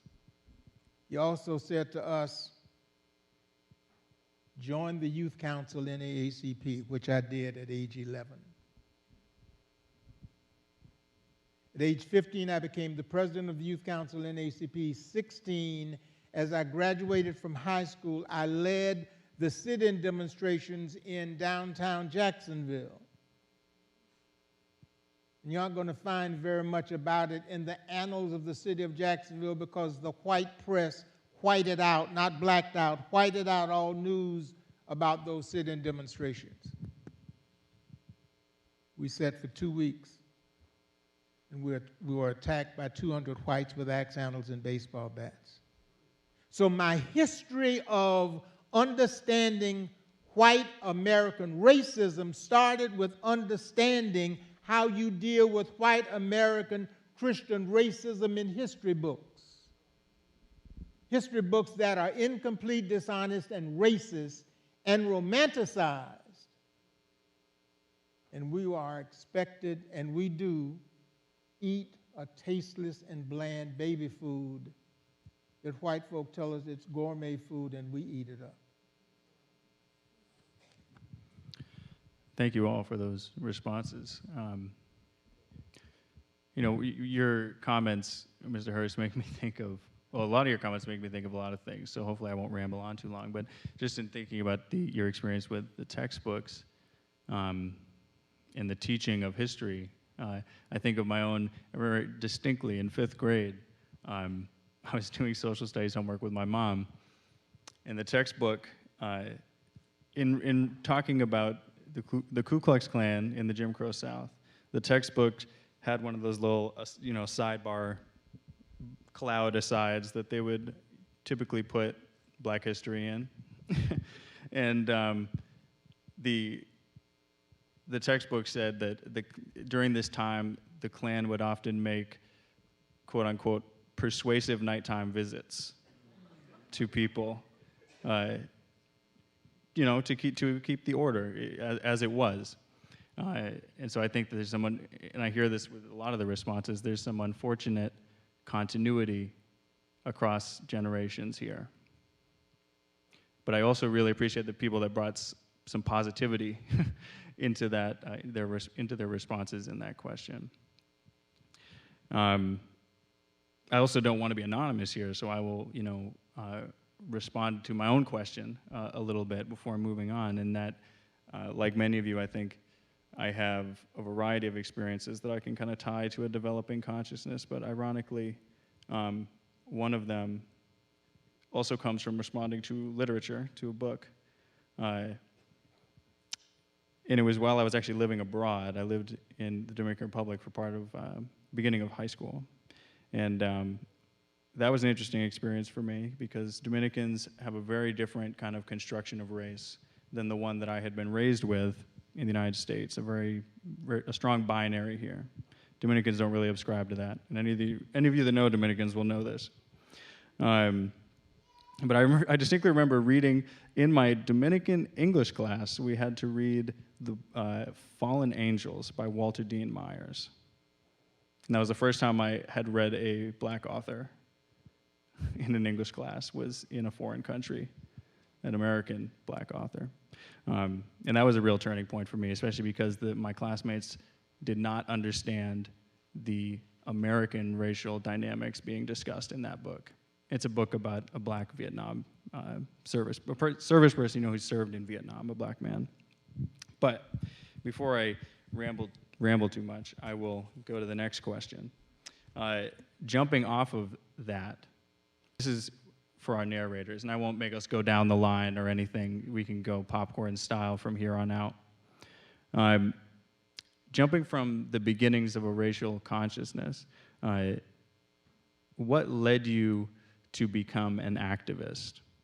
And as you became involved in different activist mobilizations, involved with different organizations, how long did it take you to determine kind of where you were most needed in the movement?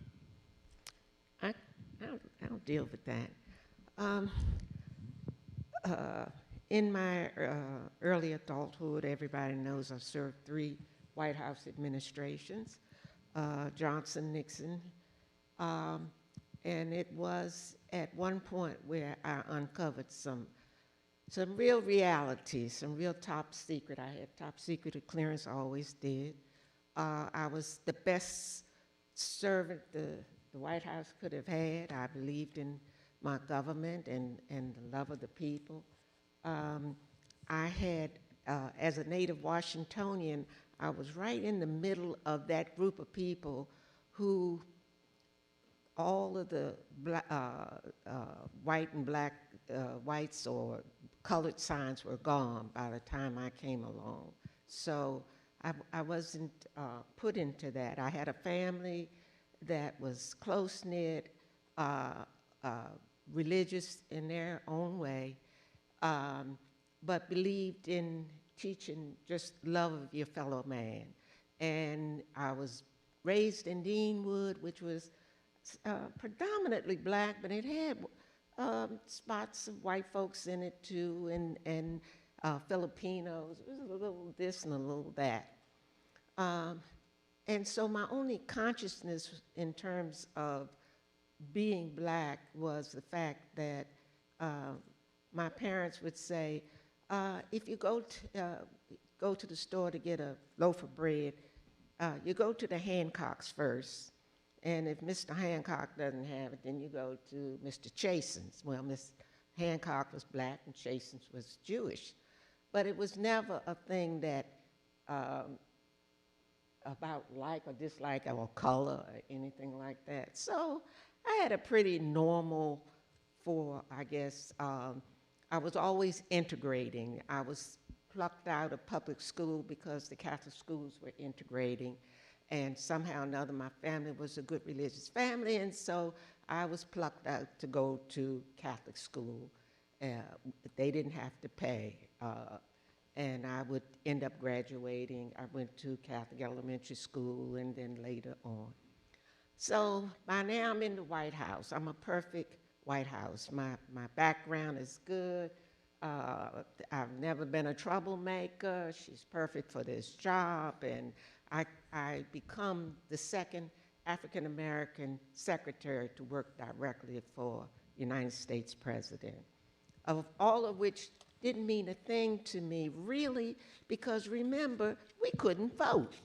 So what was DC? You know what I'm saying?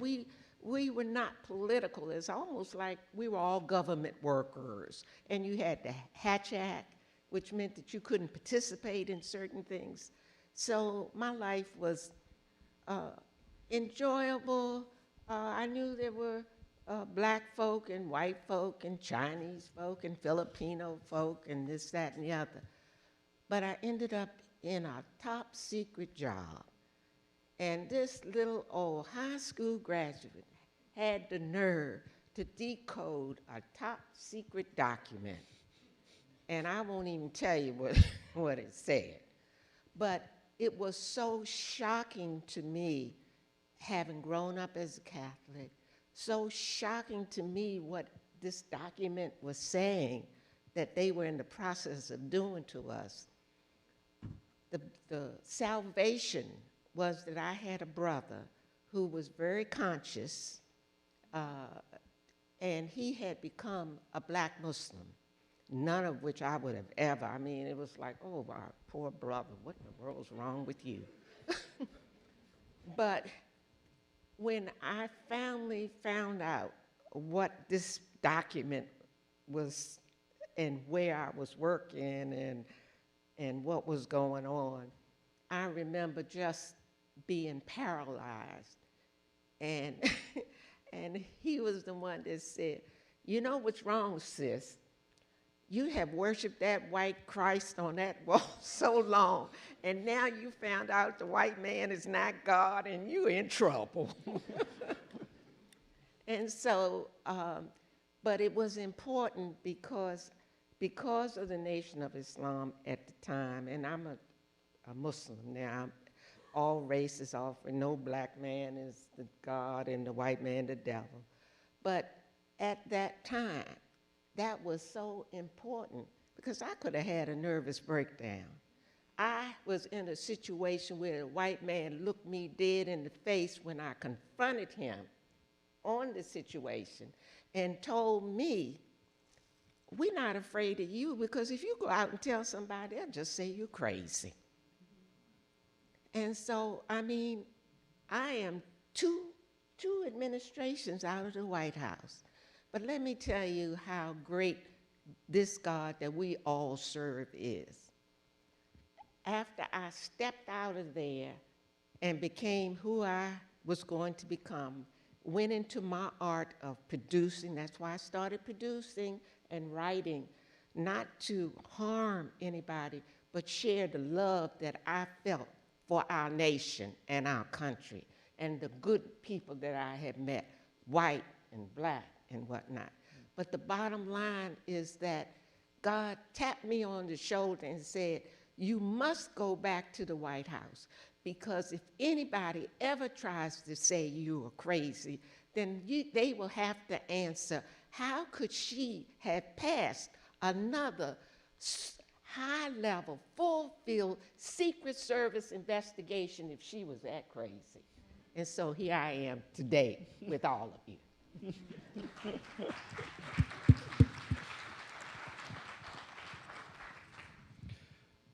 Do any of the other narrators want to respond to that question about? I was waiting for everybody else, my betters, but since nobody spoke up, I just want to remind everybody that my generation followed what Tom Brokaw called the greatest generation. That was my parents' generation that went overseas to fight to make the world safe for democracy. Remember that? Black soldiers were among them.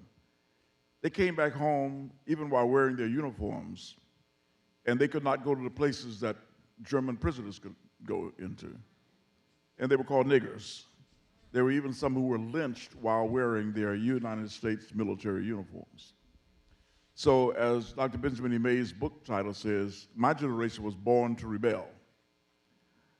we didn't get a name for our generation. You know, there was this greatest generation, then there was the baby boomers. That kind of jumped over us. Well, I'm going to name us the fight back generation. All right, that's who we're going to be, all right. And so we were born pissed off, as it were, because of this history that our parents' generation had experienced. We were ready for significant change. And we had fought these battles for generations in the courts with the NAACP Legal Defense Fund. Well, that was kind of, evolutionary change. That took a lot of time. They could, go to the next court, they put everything off. But when the young men sat in Greensboro, that was something more immediate, and we grasped that idea. And some of us in Atlanta got together and said we ought to do something like that. We were trying to plan some activities in secret. Word got out, got to the presidents of the colleges and the Atlanta University Center. They called us in, tried to talk us out of it. When that failed, one of them suggested that we should let the public know why we were doing what we were doing. So we published a document called An Appeal for Human Rights, and you can find that online. It got copied, in other cities and in succeeding generations, changed it in various ways. But we spell out all of our different areas of discontent in areas of education and law enforcement and economics and voter registration and religion, everything, it's all in it. It became something of a guidepost for our movement. And we took on all those various areas in Atlanta. And while I was chairman of the Atlanta student movement, I was one of 8 students in the only class taught by Dr. Martin Luther King, Jr. The only surviving other member of that class is Reverend Amos Brown in San Francisco, who's the pastor of the Vice President of the United States of America.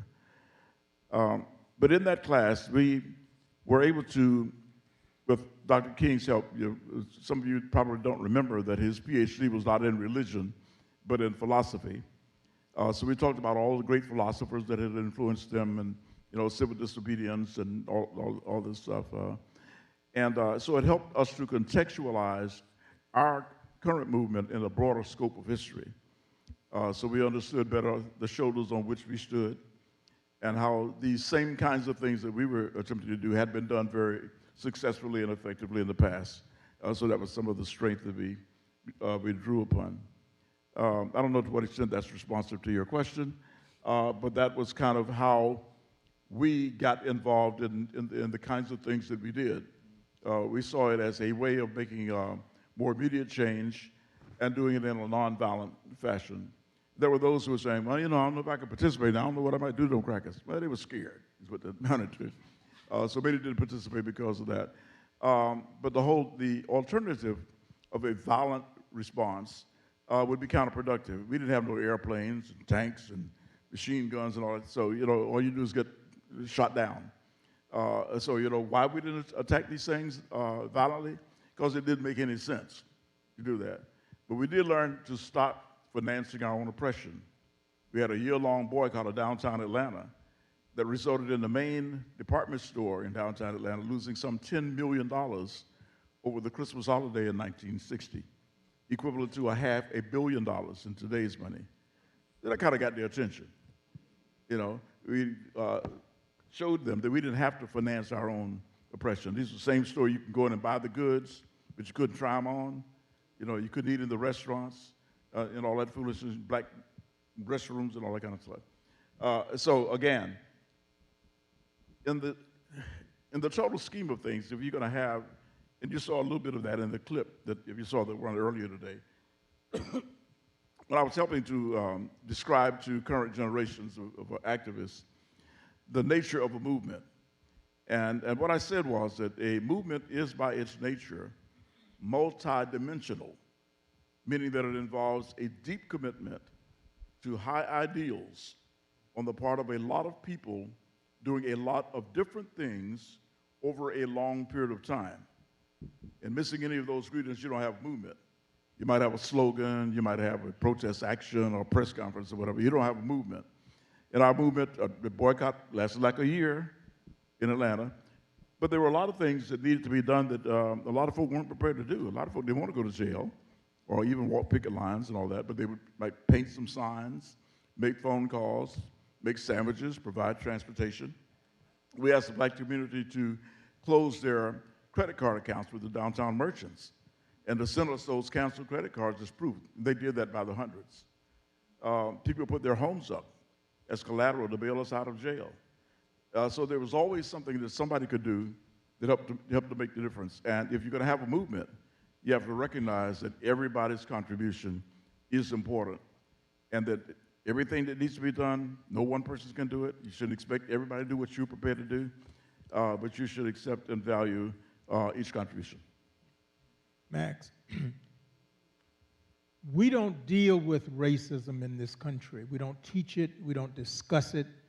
It makes, according to the governor of Florida, makes white folk feel guilty and uncomfortable to talk about racism. But America is a country that was founded on racism. It was founded on white American Christian racism. And the cornerstone of that racism is disrespect. And that disrespect manifests itself from where we were when the country was founded. Can you imagine you kidnap a race of people from another country, and based on the color of their skin, you call them property? And that was a philosophy that was endorsed by every white religious denomination in this country. Well, no, Mr. Hurst, not the Catholics and not the Puritans, not the Quakers. Every white religious denomination in this country supported slavery. And we won't teach it because we don't want white folk to be uncomfortable about what their ancestors did to my ancestors. And the bottom line is racism is what invigorates white America, and it impacts every aspect of what we do, from politics to religion to where we live to our environment to our mere existence, is dominated, is invigorated, is catapulted by white American Christian racism. And when you don't study that, when you don't discuss that, then the culture clash between white folk and black folk is deliberated in such a way where we are uncomfortable and we lie to each other. We say things to each other that we think they want to hear, or certainly that we want them to hear, because if we say some things that are too uncomfortable, maybe I might not be invited to the next football game with them, or I might not go to the next cookout, might not go on the next cruise. And at no point do we understand that black history talks about truth. These are not my original words, but I'm going to adopt them. Slavery is the history of white America. Surviving slavery is black history. And that's what we don't deal with. That's what we don't do. We don't deal with the fact that every Ivy League college had part of their buildings and their infrastructure built by slaves. We don't deal with the fact that every president of Ivy League colleges when they were founded were enslavers. We don't deal with what Georgetown did when they got into trouble. The Jesuit priests at Georgetown College, now Georgetown University.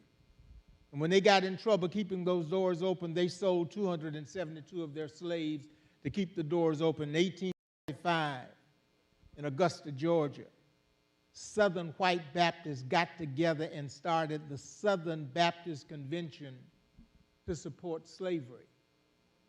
The National Episcopal Church, of which I was a member at one time, National Episcopal Church during slavery said, slavery is a political issue, not a moral issue.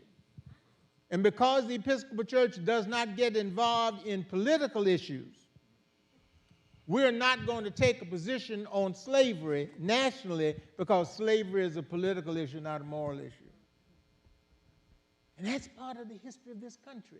And when we walk around with polite conversations, acting as if racism is not out there, white, American, Christian racism, it's not out there, we won't discuss it, then you've got to ask yourself, and we've got to ask each other, why won't we deal with that 800-pound gorilla in the room?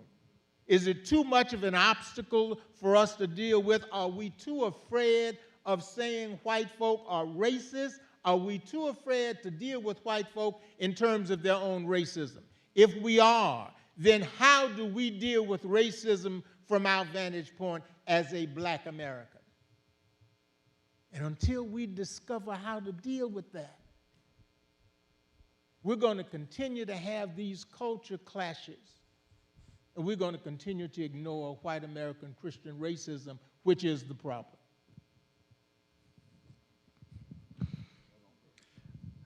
I have the Nina Simone song, Where Does the Time Go, in my head right now. I just checked the timing, and I was given a whole mess of audience questions, which is wonderful.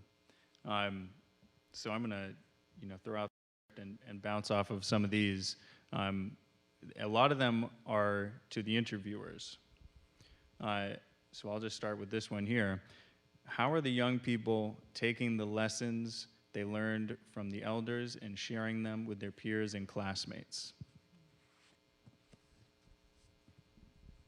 I can. Oh, yeah. As for the interviewers, yeah.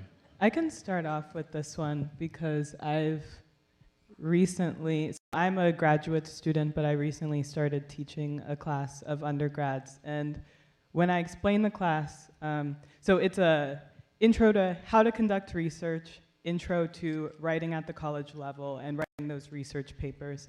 And one thing that I have constantly kept in my mind is the research process that we did, like preparing up for these interviews, because there is a difference between reading about something and then hearing from people who experienced it and hearing those like first person, face-to-face stories about individual experiences. And so that is something that I have actively encouraged my students to do, is not only do reading, or not only read about the things that you're interested in and are researching and the things that you want to change, but also talk to people. Because I know I learned a lot just from sitting down with these conversations, and I'm so grateful that I got to listen for the first hour of the interviews and just absorb. And so that's something that I have really privileged is, okay, doing the research by reading, which is the starting place, but then also going out and talking to people and listening to personal experiences, because I feel like you learn so much more and you create a more well-rounded history, a well-rounded story, and a well-rounded basis to be able to then start talking about the knowledge that you've gained. And I feel like that's something that I learned from this whole process of the internship. Yeah. Do you mind if I jump in here? I want to push us beyond the classroom. I think the whole world is a classroom, but these conversations get stuck in scholarly circles without getting direct to community. For example, I'm thinking about the DC jail. I'm doing a civic engagement course there right now, and those are the types of intergenerational conversations. Folks are there younger than me, 3 times my age, all in the same room, and we need to be fostering these kinds of conversations outside of carceral spaces, as well as a protective, preventative, restorative measure. Shouting out to Fania Davis and also her abolitionist sister, Angela Davis. But as we pass on this information, especially Congresswoman Eleanor Holmes Norton is a staunch advocate for DC statehood, as you were mentioning, but we have to face the facts of felon disenfranchisement, and the people who aren't invited into this space today are the people that we need to be reaching and joining in those conversations. I would say the way that I connect with my peers and talk to them about the things that I've learned I'm honestly like a little bit of a shy person. So the way that I get to know people, I first start off, especially when I know they're my age, I'll be like, oh, you know, like, are you in college? What college do you go to? And then I'll move on to like, what's your major? And I was an African American. Oh my gosh, I'm so sorry, y'all. Why am I struggling? Okay, African and African American Studies major. I'm so sorry. And so that's like my absolute favorite thing to talk about. And so when people are like, oh, well, you know, like, what did you study? I connect what I've learned and the stories that I've heard in the interviews with the things that I've, oh my gosh, I'm so sorry, I'm so sorry. Okay, let me try this again. So I connect the things that I've learned from the interview with the things that I've learned in my classes. So for example, I learned about SNCC, I believe, my junior year in college, second semester, because it's sister. No, sophomore year in college, yes, junior year in college, second semester before the internship. And when I came here and I was able to talk with Mr. Cobb, and he was saying how he was in SNCC, and I was doing my research, and I was like, it's crazy, like going off of what she was saying, how it's more than surface level. Like, you don't want to, well, I don't want to say you don't want to, but I know personally for me, I don't want to just read stuff from a textbook or watch a video. I like to talk to people. I like to know their stories. I like to hear the emotion. So I like to tell my peers, like, oh, you know, I was an African American Studies major, then I interned with the museum, and then they'll be like, oh, you interned with the museum? Like, what did you learn? And so I'll tell them the stories that I've heard, and honestly tell them to go back and like research the stuff for themselves, because I don't know, I feel like it's an experience to research the stories for yourself as opposed to just hearing it from somebody else, unless, of course, that person is the person who's been going through it. So that's. So yes, oh my bad. Can you repeat the question one last time? Absolutely. The question from the audience was, how are the young people taking the lessons they learned from the elders and sharing them with their peers and classmates? The biggest lesson that I really took away, especially from my conversation with Mr. Hurst, was how important it is to develop your world understanding and community understanding at such a young age. I'll say I recognize that, especially with the people of my generation and people younger than me, that we often get distracted by trivial things that we can't really necessarily control, whether that be things we see in media, we are keeping up with celebrity gossip, or even like sports. I'm a sports guy and a film fanatic, where it overtakes my life and distracts me from my work and actually takes me off track of what's actually important. But seeing that how Mr. Hurst was able to be molded by his elders and the people around him who were able to locate him and tell him, this is what the underlying issue is. This is what really is going on in the world around you. It shows me that this is also what we need to do on ourselves in our own community. There's a trend right now where it kind of, I won't say the name of the trend right now, but it demonifies young black men, refers to them as a racial slur just on a general basis. But it further separates black men from being a human to actually being an object, being something of threatening, being something of menace. And if any of you have all seen, I think it's Menace to Society, amazing film, but the character O-Dog is the perfect representation of this, where he's described as a young black man with nothing to lose. And it's white America's worst nightmare, because he's able to be molded to something greater, but instead he falls into the trap that white America has placed around him, removing of father figures, removing of figures that can actually guide them to identify what is the problem around them. So instead they fall down a downward spiral and instead choose to attack those that are also in the same position as them.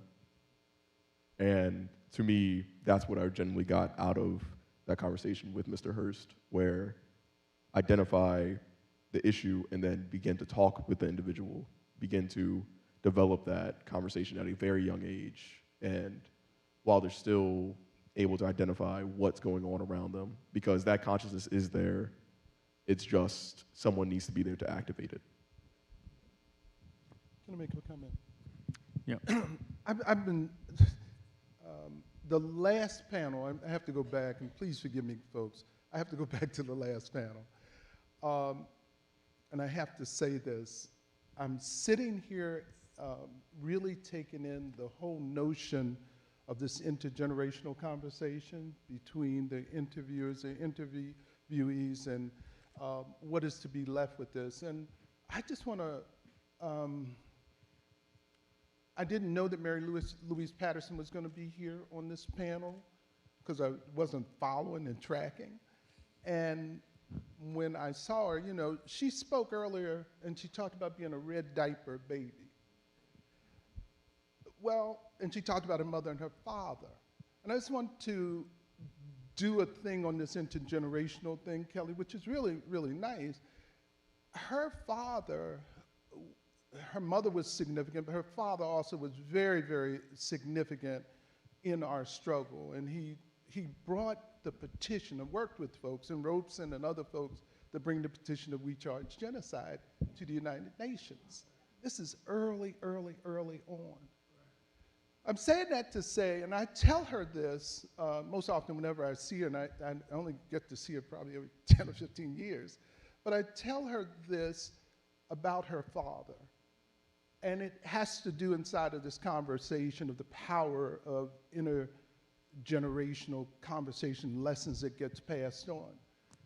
The Panthers, and I was 23 years old, and the Panthers are known for an organization that we really thought we knew everything. And we listened to very, very few people. Very, very, very few people. But her father was one of the elders, and the only one I can remember of being of that age that the Panthers would listen to. He would come into the meetings in New York, and the Panthers would actually consult with him, and he would blow for hours. You know, he'd just blow. And he would contextualize things in a way that the room was silent, and the questions that were asked were informational questions in which he shaped an approach, and he shaped a young generation and their approach to how they went about struggle at that time in New York. He had his way of lessons that he passed on to that generation, and I have to tell you, he had a way of delivering that when I was sitting back there, every time Mary Louise was speaking, I was trying to hear her father. I was trying to hear his voice because it was not only the wisdom, it was the way he delivered it and the way he impacted on us. So there is something, and Kelly, I'm just saying, there is something about this intergenerationality that hopefully, I certainly don't have the voice that her father, and I haven't heard that voice in a long time, but hopefully the wisdom that these panels that you've pulled together, working with the interviewers, hopefully it'll carry over, and maybe years from now, somebody will be sitting and thinking back on these conversations, much in the same way I think of William L. Patterson and the power that he delivered to my generation. And Mary Louise, I thank you.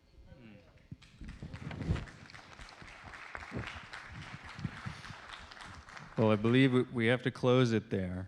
I just want to bring in a quote from Mr. Ibrahim Mukman, who we heard in that first panel, that your comments, Mr. Coates, made me think of, and this whole conversation and project makes me think of.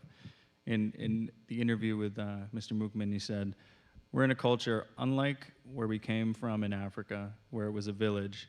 This culture divides you up. It compartmentalizes you on everything. And so you have all the seniors over here by themselves and all the young people by themselves. And that's not the model that's going to make us successful. We need everybody, young people and older people, everybody in the village working together." So with that, I want to thank every single one of you that participated in this project for your contributions. I want to thank the whole staff that made this program happen. So thank you all very much. Thank you all for coming.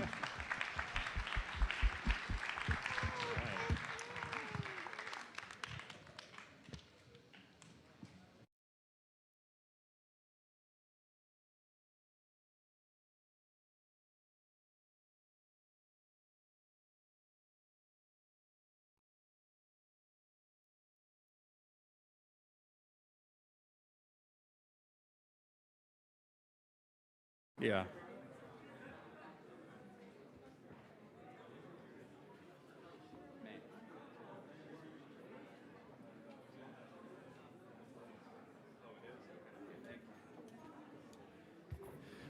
Could all the speakers make their way to the stage for photos? All the speakers?